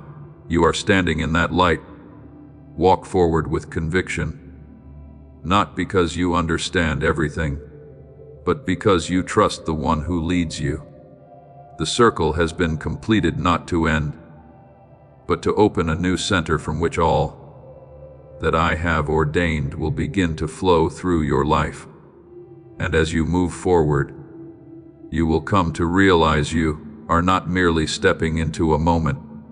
You are becoming part of the fulfillment I have written from eternity. My beloved, let your heart become still in the reverence of this moment. For what I am doing is not a gradual change unfolding over time, but a shift released by command, as though from the highest place, a decisive word resounds. The time has come. Not a time determined by you, nor shaped by circumstance, but a time appointed long before you understood your own journey. As it is written, he spoke, and it came to be. He commanded, and it stood firm. Psalm 33:9. When my word is released, all things must respond without delay, without negotiation, without hesitation. You are standing within a transformation that cannot be measured by the mind. Outwardly, it may appear quiet, even causing you to think that nothing is happening. Yet, in the unseen realm, everything is being rearranged with an intensity you have never encountered before. If you could hear with spiritual ears, you would discern that your environment is no longer the same. The things that once restrained you are being loosened. Invisible barriers are being shifted. As it is written, the angel of the Lord encamps around those who fear him and delivers them. Psalm 34:7. You are not alone in this movement. The heavens themselves are participating in what I am accomplishing for you. There are chapters in your life that you once believed had closed in disappointment, but I tell you, they have not been discarded. They are being rewritten, not with the ink of your memory, but with my intention. As it is written, all the days ordained for me were written in your book before one of them came to be. Psalm 139:16. And now, a new chapter is being opened, not because you have become perfect, but because you have become ready. Look back upon your journey, not to cling to what is past, but to recognize that my hand has never left you. The trials you have faced were not signs that I had forgotten you, but instruments I used to deepen the foundation within you. As it is written, we glory in tribulations, knowing that tribulation produces perseverance, and perseverance, character, and character, hope. Romans 5:3. Fear. Nothing you have endured has been without purpose. Every fracture has been a place where my light could enter more deeply. Remember the story of Shadrach, Meshach, and Abednego, 3 who entered the furnace not to be destroyed, but to be set free. The fire did not consume them. It burned away only their bonds. And in the midst of that fire, a fourth figure appeared, a testimony that I do not stand outside your trials, but enter into them with you. As it is written, the fire had no power over their bodies, only their bonds were burned. Daniel 3:27. So it is with you. What you thought would destroy you is, in truth, releasing you from unseen constraints. The days you have wept have not weakened you. They have deepened you. The moments of silence have not emptied you. They have taught you to hear my voice more clearly. The times you felt pressed to your limit were not meant to end you, but to enlarge your inner capacity. As it is written, we are hard pressed on every side, yet not crushed, struck down, but not destroyed. 2 Corinthians 4:8-9. You are not being broken, you are being formed. And now, when I declare it is time to be lifted up, this is not a distant promise, but a command already in motion. You do not need to push yourself into a new position. I am bringing you into it.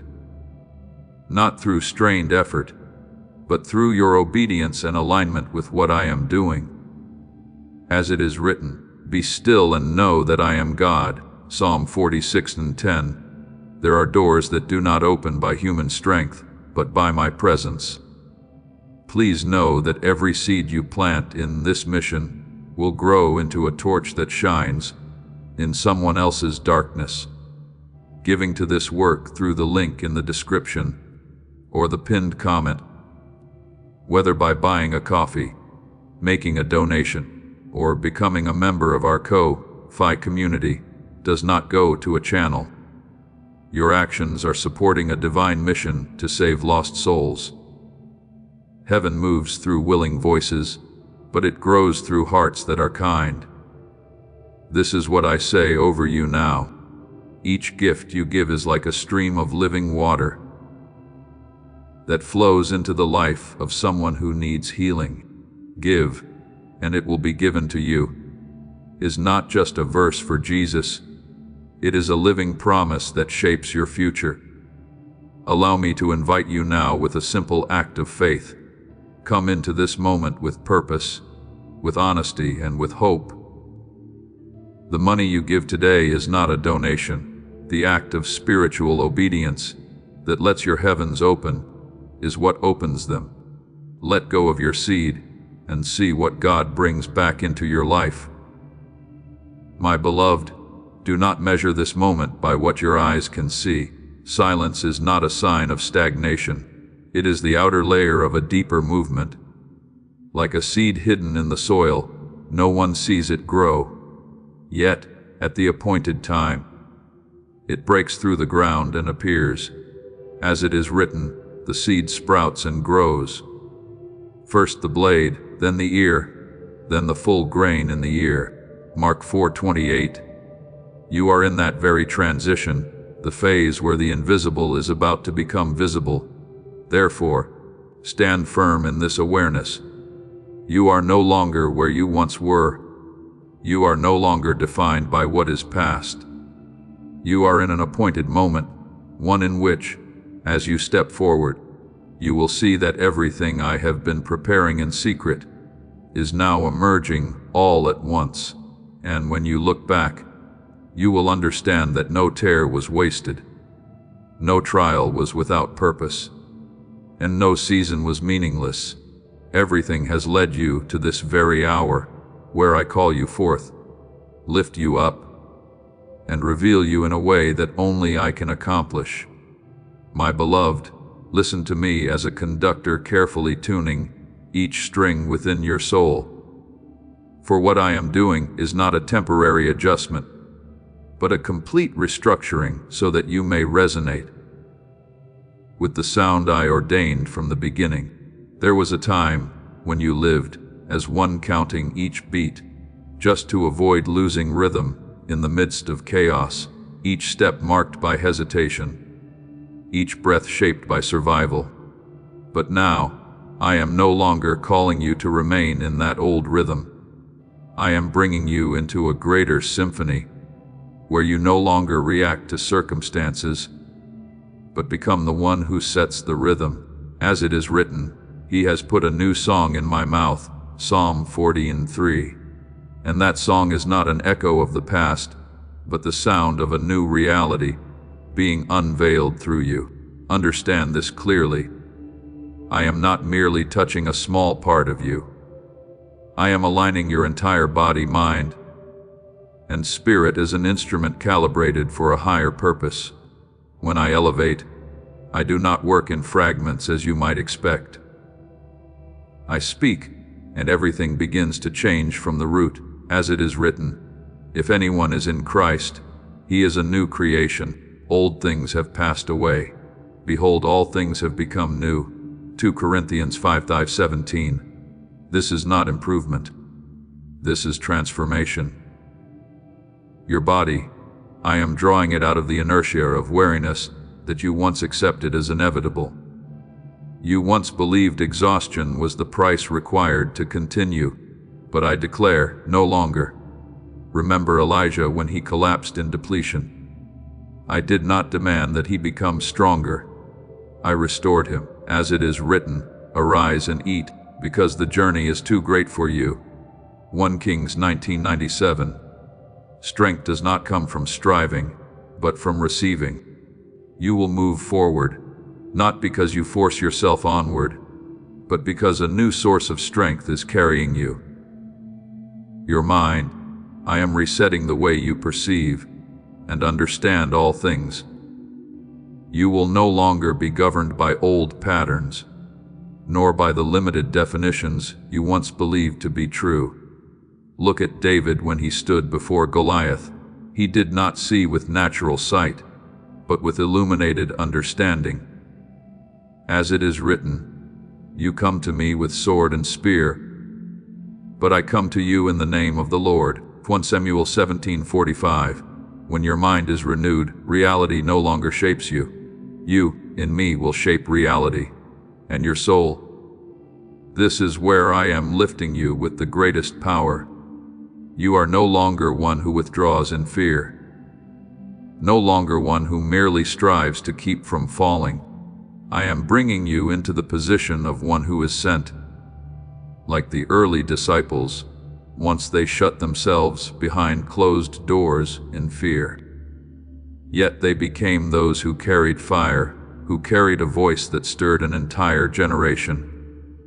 As it is written, "You will receive power when the Holy Spirit comes upon you." Acts 108.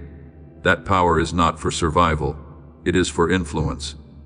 Therefore, my child, release the old way of living, the way of one who merely tries to hold rhythm, who only struggles, not to break. You are no longer in a season of striving just to survive. I have already brought you beyond that threshold. You are now in a season where your very presence becomes impact. You are no longer one who only sustains breath. You are one who releases life. As it is written, "The Lord God breathed into his nostrils the breath of life, and man became a living being." Genesis 2:7. In the same way through you, life will flow outward. There is a story you must remember. When Moses stood before the Red Sea, he was no longer in the position of a fugitive. He had once trembled, doubted, and felt inadequate. Yet in that moment, I did not tell him to turn back. I told him to stretch out his staff. As it is written, "Lift up your rod and stretch out your hand over the sea." Exodus 14:16. And the sea parted. Do you see? The power was not in the staff, but in the commission you also hold in your hands, what I have entrusted not to keep but to execute. And now, when I say that you are being brought into a sphere of influence, it is not encouragement, it is establishment. You do not need to wait for another sign to begin. As it is written, "You are the salt of the earth, you are the light of the world." Matthew 5:13-14. Salt does not wait to become salty, it already is. Light does not wait to shine, it already shines. So it is with you. You are not waiting to become. You have already been appointed to be. My beloved, I know every layer of weariness you have carried, every wound you have concealed, every shadow you thought unseen. Yet, I have seen it all, and I have not turned away. I do not merely heal you, I calibrate you. As it is written, "Though I walk through the valley of the shadow of death, no evil," Psalm 23:4, you have passed through, and now you are being positioned rightly. Therefore, open yourself fully, for what I am doing cannot be contained by hesitation. This is no longer a stage of preparation, it is a stage of execution. No longer learning how to stand, but walking in authority. No longer avoiding failure, but acting under my guidance. And, as you move forward, you will realize you are not merely living a new life. You are becoming an instrument through which my kingdom is revealed upon the earth. My beloved, allow me to touch the place you often overlook, the place you assume to be nothing more than ordinary reactions. Yet, in truth, it is the hidden language of your being responding to my movement. When I lead you into this moment, I do not begin with what is outward and visible, but with your very body. For the body is the first to respond when the spiritual realm shifts. You have gone through days when your strength seemed drained, nights when your rest was incomplete, waves of weariness without clear cause, and you have wondered what was happening. But, I tell you, this is not collapse. It is the sign of a deeper adjustment taking place within you. Remember Elijah, when he lay down beneath the broom tree, not because he was weak, but because he stood at the threshold of a great transition. I did not rebuke him, nor demand more effort from him. I gave him rest, I gave him food, I restored him. As it is written, arise and eat, for the journey is too great for you. 1 Kings 19:7. So it is with you. Your body is not resisting you, it is adapting. It is learning to carry a weight of glory it has never carried before. And I do not leave you to exhaustion. I am increasing your endurance, expanding your capacity, and aligning you so that you may not only exist within this new atmosphere, but function within it. There are moments when your body seems to speak a language you do not understand, fleeting discomforts, unexplainable sensations. But I tell you, your body is listening before your mind can comprehend. Like Daniel, when he received the vision, he could not remain standing. His strength left him, and he had to be touched in order to rise again. As it is written, no strength remained in me, but a hand touched me and set me on my feet. Daniel 10:8. And you are in that very process, not weakening, but being reconfigured to carry what is greater.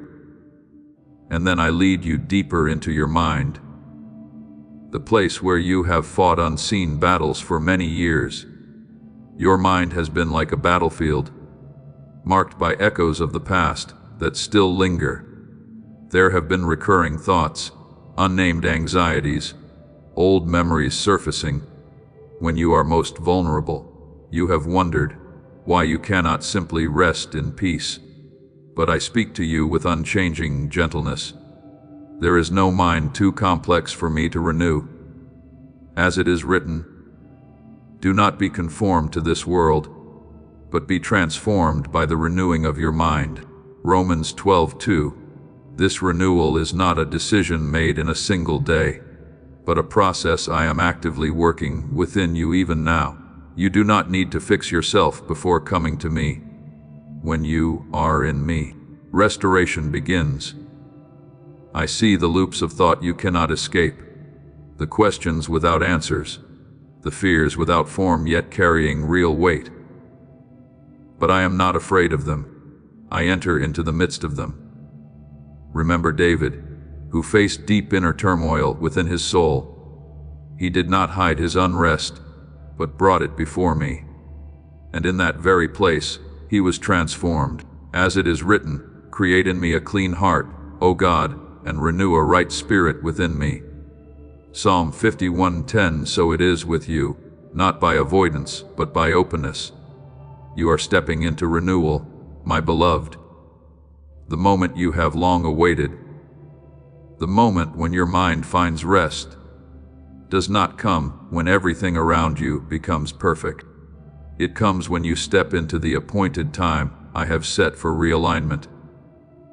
And I tell you clearly, that moment is no longer ahead of you, it is now. As it is written, the peace of God will guard your hearts and minds. Philippians 4:7. Peace is not the product of circumstances. It is my rule established within your mind.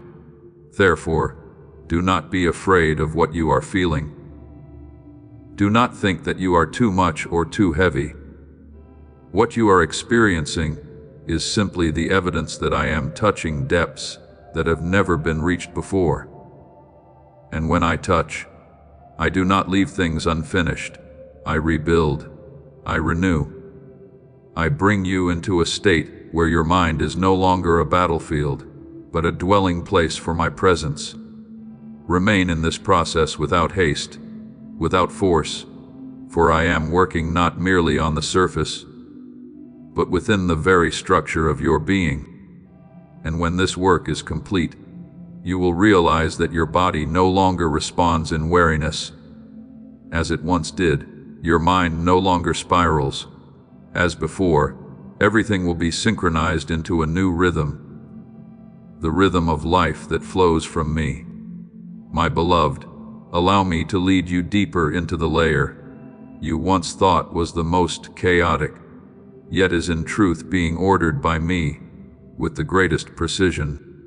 Your mind is no longer abandoned among overlapping streams of thought as it once was. I am patiently untying each small knot, not with urgency, not with force, but as one who understands exactly how each tangle was formed. There were thoughts that once circled without exit, anxieties that stacked upon one another, but now you will begin to notice a distinct shift. What was scattered will be gathered. What was noisy will grow still. And what once clung as fear will fall away like leaves that can no longer hold. As it is written, you will keep him in perfect peace, whose mind is stayed on you. Isaiah 26:7-3. Peace is not the result of controlling every thought. It is the evidence that I am reigning within your mind.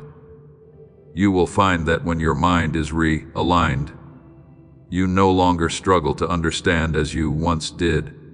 Clarity will come naturally without strain. Decisions that once caused hesitation will become clear. The things that once confused you will no longer hold power over you. For I'm bringing your mind into a different frequency, the frequency of the kingdom, where all things operate in order, in light, in truth, as it is written. God is not the author of confusion, but of peace. 1 Corinthians 1:33. When you are in me, your mind will reflect that very nature. Remember David, who faced countless pressures and dangers, yet did not allow his mind to be consumed by chaos. He learned to turn his thoughts toward me, and from there, he saw what others could not see. As it is written, why are you cast down? Hope in God. Psalm 4:2-5. You are entering that same state, not by your own strength, but by my leading. And now, I lead you into the deepest layer of your soul, where you have fought battles unseen by any other. Not loud battles, but quiet tensions. The pull between returning to what is familiar and stepping into what is new, between knowing you are called and feeling unready. There have been moments when you stood between two shores, no longer willing to live as before, yet not fully stepping into what I have set before you. But I tell you, this is not weakness. It is the sign of transition. I do not look upon your soul as one who is lost, but as one who is being refined. The flame within you has not gone out. It has only been drawn inward, so that it would not be extinguished by strong winds. And now, I am breathing upon that very flame again. As it is written, come from the four winds, O breath, and breathe upon these slain, that they may live. Ezekiel 37:99. Remember the valley of dry bones, a place where everything seemed finished. Yet when my breath came, life arose from the very place of death. Your soul is undergoing the same. This is not restoration from the outside, but an awakening from within. You once thought there were parts of you that had become frozen, no longer able to feel, no longer able to respond, but I have never overlooked those places. I touch them not forcefully, but with unwavering intention. And when I touch, life begins to move again. As it is written, Psalm 23:103. This renewal is not a fleeting emotion, but a restoration that reaches to the root. Remember Peter. He believed he had failed completely after denying me. Yet I did not see him as one who was lost, but as one who would be restored and sent. And when I asked him, "Do you love me?" John 21:17, it was not to remind him of his failure, but to awaken his soul. So it is with you. I do not call you based on what you have done, but on what I know you will become. My beloved, allow this process to continue without resistance. Do not fear what is being dismantled, nor be troubled when old things fall away. For I am not only removing, I am replacing. I am not only cleansing, I am filling. And when your soul is breathed upon again by my Spirit, you will no longer remain in between. You will move forward, not with hesitation, not with fear, but with the vitality of one who knows they have been restored, renewed, and called to be revealed at the appointed time I have set. My beloved, let me speak to you with the insight of one who sees through every layer within you. For what I am doing is not a temporary repair, but a liberation from an old operating system that no longer aligns with where I am leading you. Your soul was not created to shrink in fear or merely endure from day to day. It is called to carry a different atmosphere, the atmosphere of the kingdom, where life is not limited by circumstance, but shaped by my presence.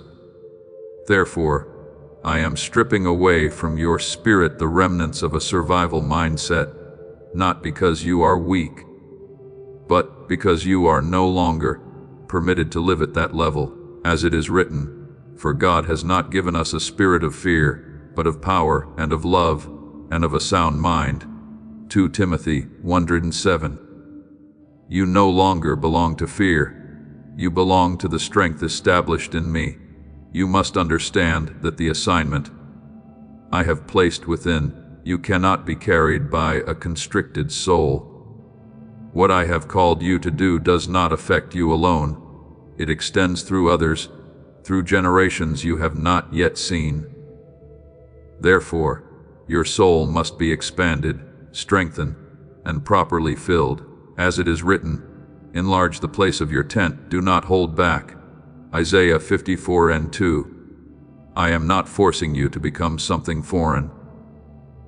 I am restoring your true capacity, the capacity I ordained from the beginning. And hear this clearly. The realignment within you does not occur in fragments. Your body, mind, and spirit do not function independently. They operate as a system designed to move in harmony. When I touch one layer, I simultaneously affect all three. When your body begins to receive new strength, your mind no longer needs to remain in constant defense. When your mind becomes still, your soul begins to speak more clearly, no longer drowned in noise. And when your soul is strengthened, your body responds with peace and stability. As it is written, may the God of peace himself sanctify you completely. And may your whole spirit, soul, and body be kept blameless. 1 Thessalonians 5:23. I do not work in parts, I work to completion.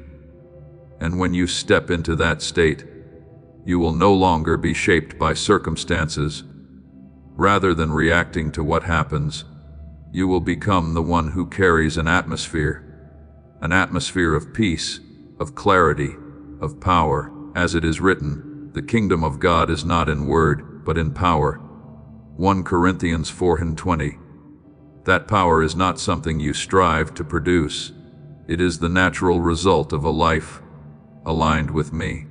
But my child, what I am doing in you does not end with you. Every time you release a fear, you are not only freeing yourself, you are breaking a chain that those who come after you will not have to bear. Every time you step into truth, you are not walking for yourself alone. You are opening a clearer path for those who will follow your steps. As it is written, the righteous walks in his integrity, his children are blessed after him. Proverbs 27. Your obedience today becomes the inheritance of tomorrow. Remember Abraham when he obeyed and left what was familiar. He was not walking for himself alone. He opened a lineage, a covenant, a pathway that generations after him would enter. As it is written, in your seed all the nations of the earth shall be blessed. Genesis 20:18. So it is with you. What you do today carries meaning far beyond the present. Therefore, my beloved, do not see this transformation as an isolated personal journey. This is the opening of a flow. You are not being changed merely to live better. You are being changed to make way. I am enlarging your soul to carry what is greater, strengthening you to stand under greater weight, and illuminating you to lead others out of darkness. So yield to this process with trust. Do not shrink when I expand you. Do not fear when I remove what is familiar. For I do not take away to leave you empty. I take away to make room for what I am pouring in. And when this process is complete, you will no longer recognize yourself in the old way, because you will have become one who is aligned, filled, and sent to carry the influence I ordained from the beginning. My beloved, stand firm in my word, for this is no longer encouragement. It is the establishment of your identity, one you must no longer misunderstand. I did not create you to tremble before circumstances, nor place you in this world to live in constant caution. You do not belong to an atmosphere of fear. You were born from the source of authority. As it is written, I have given you authority over all the power of the enemy. Luke 10:19. When you understand this, you will no longer walk as one who is threatened, but as one who carries a presence before which all else must adjust. You once lived as one who conserved strength, measuring every reserve, restraining every step, as though you stood constantly on the edge of depletion. But I declare, this is no longer how you will function. You are not called to hold back a little for yourself. You are called to become a source that flows. As it is written, he who believes in me, out of his heart will flow rivers of living water. John 7:38. You are not a vessel afraid of running dry. You are a current that does not cease because your source is not within you, but in me. Understand this clearly. My child, I have called you to live in strain. Striving is the language of those who do not know to whom they belong. But you know, you are not building your life by your own strength. You are carrying out what has already been appointed. As it is written, the Lord will fight for you. You need only to be still. Exodus 14:14. That stillness is not passivity. It is the steadiness of one who knows they stand within my authority. Look again at how I have lifted those I have chosen. Moses was no longer a fugitive when he stood before the sea. He was no longer trembling as he once was. When I spoke, he lifted his staff and the waters parted. As it is written, stretch out your hand over the sea. Exodus 14:16. The power did not come from the act itself, but from the commission behind it. So it is with you when you move according to my voice. Reality itself will adjust to align with what I have ordained. And remember Joshua, who entered the promised land not with hesitation but with boldness. As it is written, "Be strong and courageous, for the Lord your God is with you." Joshua 1-9. That courage did not come from personality, but from awareness. When you know I am with you, you no longer need to reassure yourself. Therefore, my beloved, let this be deeply established within you. You no longer walk with the old trembling rhythm. Your steps now carry the steadiness of one who has been established. You no longer think through the old lens, a lens distorted by fear and limited experience. Your mind is being illuminated by truth. As it is written, the path of the righteous is like the light of dawn. Proverbs 4:18. When light shines, confusion has no place to remain. And you will no longer react from former fears. The things that once caused you to withdraw will no longer hold authority over you, for your soul has been lifted. As it is written, "The Lord is my light and my salvation, whom shall I fear?" Psalm 27:1. When light becomes the nature you carry, darkness can no longer define your response. Now I speak to you from the place that cannot be shaken, from the throne where every moment is appointed and every destiny is sealed. You no longer live within the atmosphere of survival, for survival belongs to those who have not yet discovered where they belong. But you know your source. You know the one who has sent you. And you know that wherever you step, the atmosphere will change. You no longer carry the breath of striving. The breath you carry is the breath of commissioning, just as when I breathed upon the disciples and said, "Receive the Holy Spirit." John 20:22. It was not merely a moment, it was a transfer. You are in that very transfer now. You are no longer attempting to construct your life. You are executing what has already been written. Therefore, walk as one who bears kingship not in pride, but in right understanding. You know where you come from. As this awakening grows inside you, know that helping with this mission is not a joke. It is a sign from God. You can support this work through the link in the description or the pinned comment, whether by buying a coffee, making a donation, or becoming a member of our Ko-Fi community. By doing so, you become part of Jesus' plan to save souls who are still stuck in fog. Every seed turns into light that fights against darkness. If you water others, you will be watered yourself, Jesus says. This is not history. It is a living promise about your future. Come into this moment with faith and a plan. What God has already planned for your life can be unlocked through your giving. You know why you have been sent, and you know that the atmosphere you carry is not your own, it is mine. And as you walk in this way, you will see something clearly. You do not need to strive to change your environment. Your very presence, when aligned with me, will in itself transform the environment. For you are not merely living, you are carrying another reality. A reality that has the authority to shape wherever you set your foot.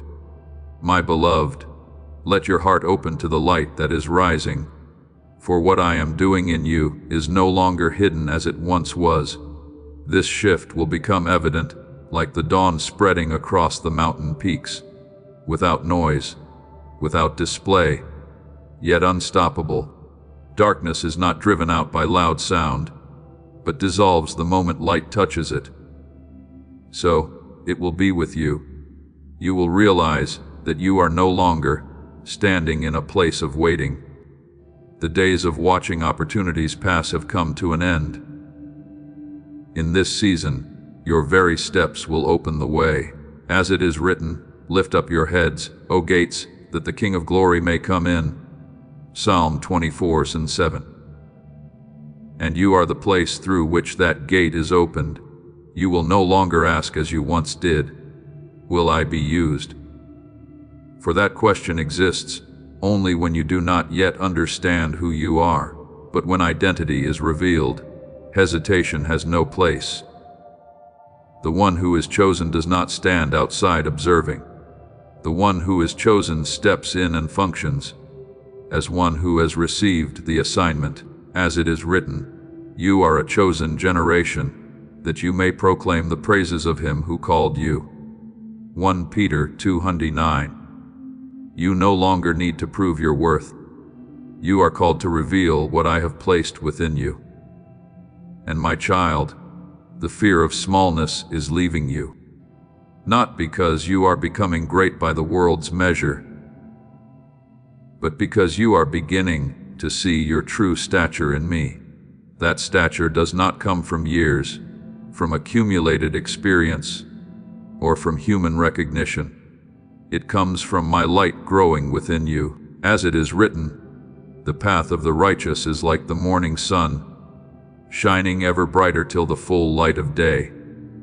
Proverbs 4:18. That light does not stop, it increases, and you will find yourself walking in a clarity you have never known before.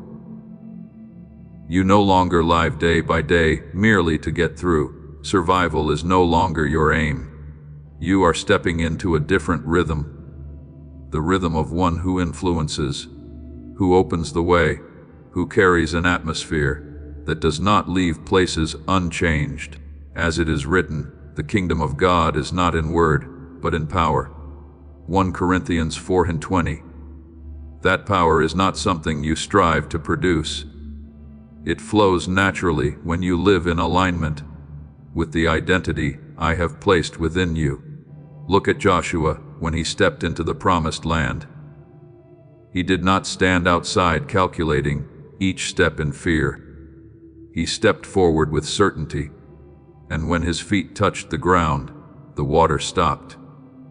As it is written, as soon as the soles of the feet of the priests touched the water, it stood still. Joshua 30:13. Do you see? The environment does not change first so that you may enter. You enter and the environment changes.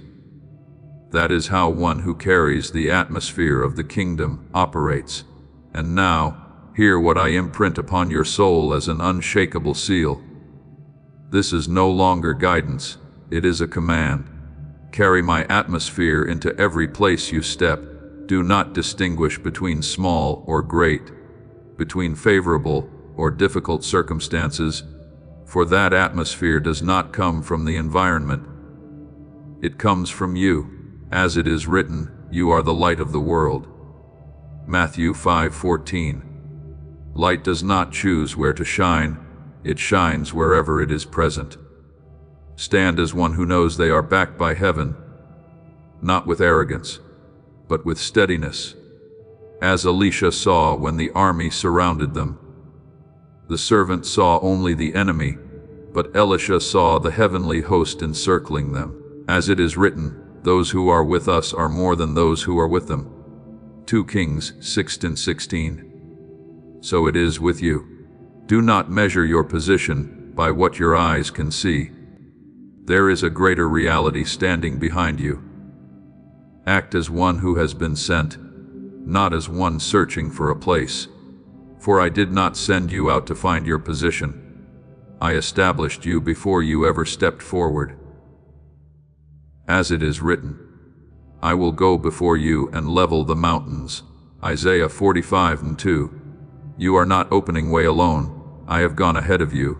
And my child, remember this, your steps today do not belong to you alone. Every time you choose strength, you are opening a path for those who come after you.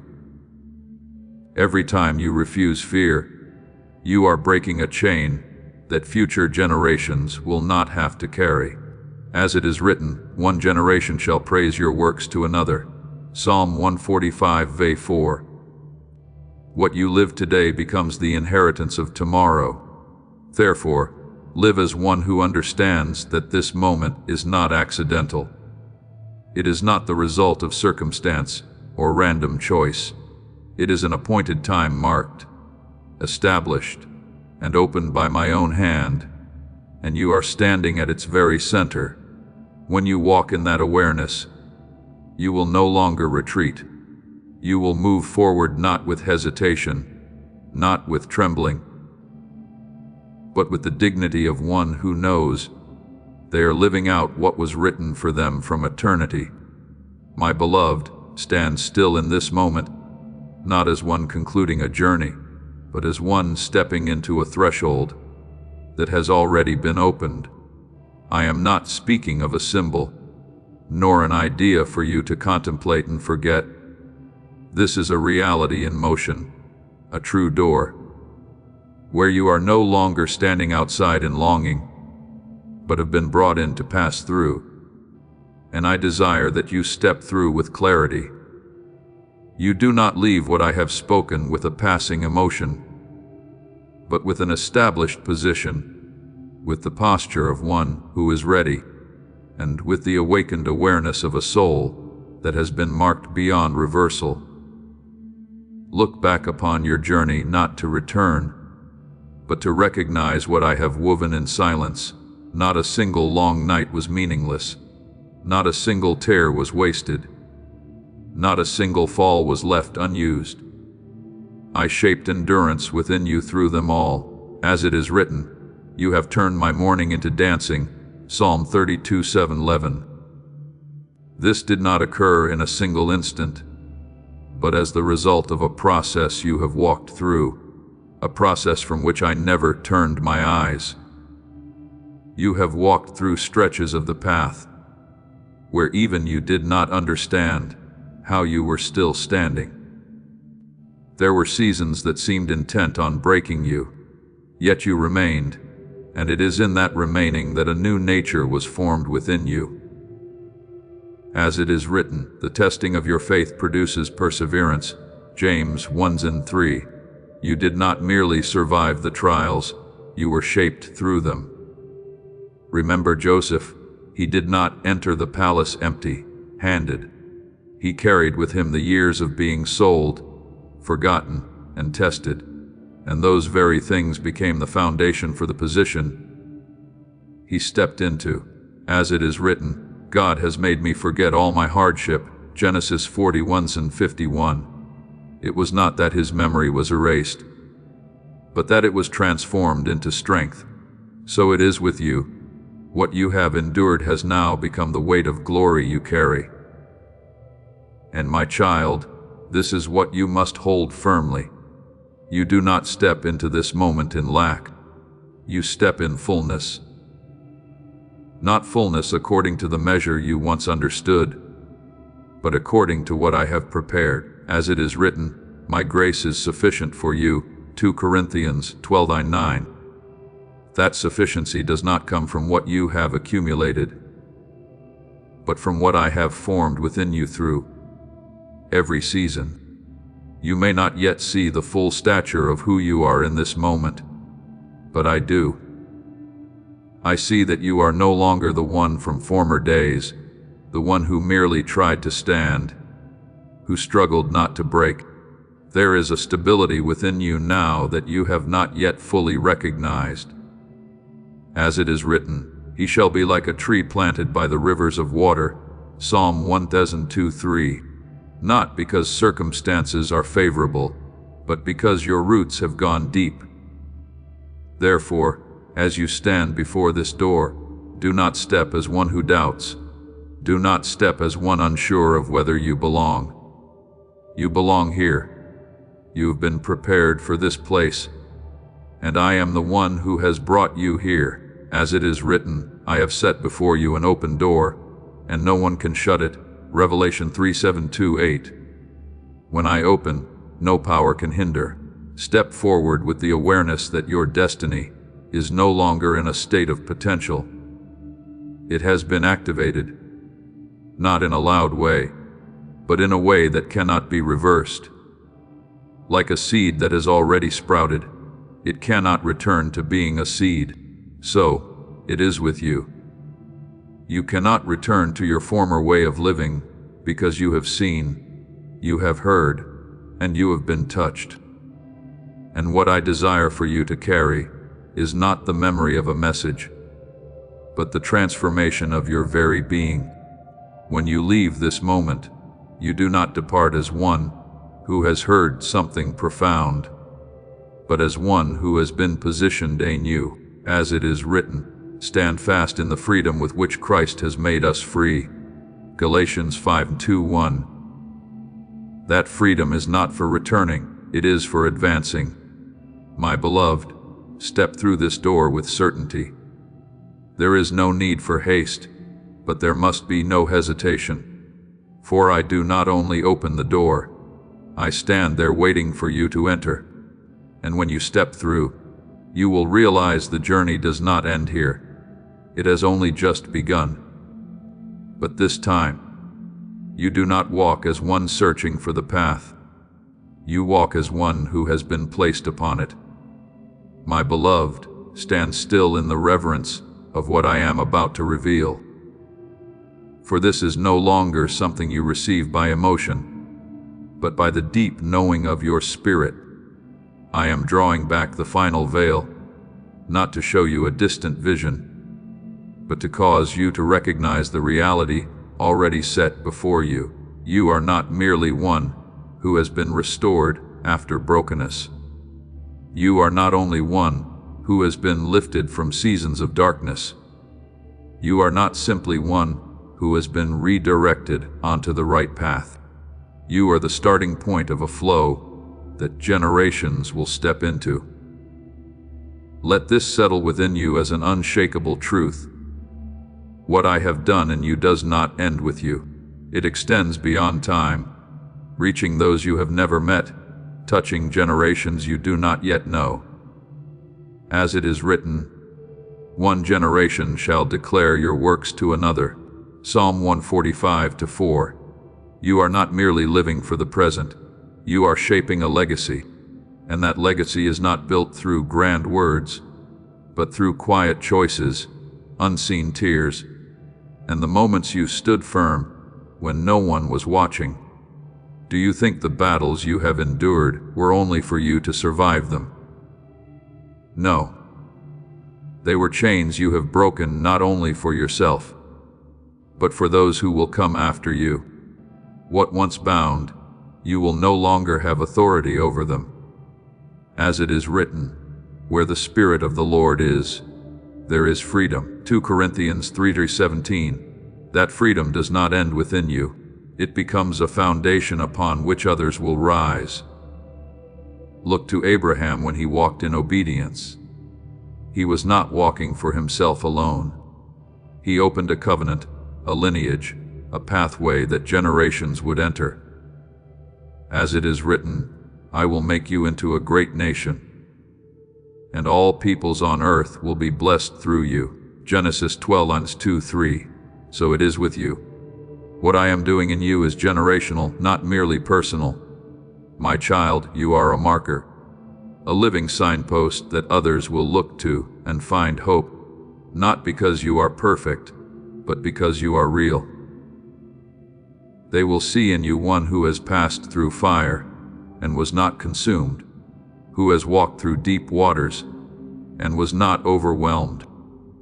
As it is written, when you pass through the waters, I will be with you. When you walk through the fire, you shall not be burned. Isaiah 43:2. Your life will become a testimony more powerful than any spoken message. And you must understand this clearly. I did not choose you because you were already complete. I did not choose you because you were without fracture. I chose you because you yielded, because you did not turn away when you were being shaped, because you were willing to be transformed. As it is written, the Lord does not see as man sees. He looks at the heart. 1 Samuel 16:7. It was your heart that opened the way for me. to do what is great. You may feel that what I am speaking is too great compared to how you once saw yourself. But I tell you, it is precisely because it is great that I chose you. If it were small, it would not require the depth of transformation you have undergone. If it were ordinary, it would not require the length of journey you have walked. But because it carries generational weight, I have prepared you in ways unseen. Therefore, my beloved, receive this not with doubt, but with surrender. You do not need to become that person. You have already been appointed as that person. What remains is for you to walk in that truth each day. As it is written, walk worthy of the calling with which you were called. Ephesians 4:1. And as you walk, you will see your life will not merely improve, it will begin to create waves. Waves of hope, of resilience, of light. Those who come after you will not start where you started. They will begin where you finished, and this is what I intended when I chose you. Not for you to merely live, but for you to make a way. Hold this within you as an unshakable seal. You are not only one who has been saved, you are one who has been sent to shape a generation. And everything I have done in you is only the beginning. My beloved, let your breath settle into this deep awareness.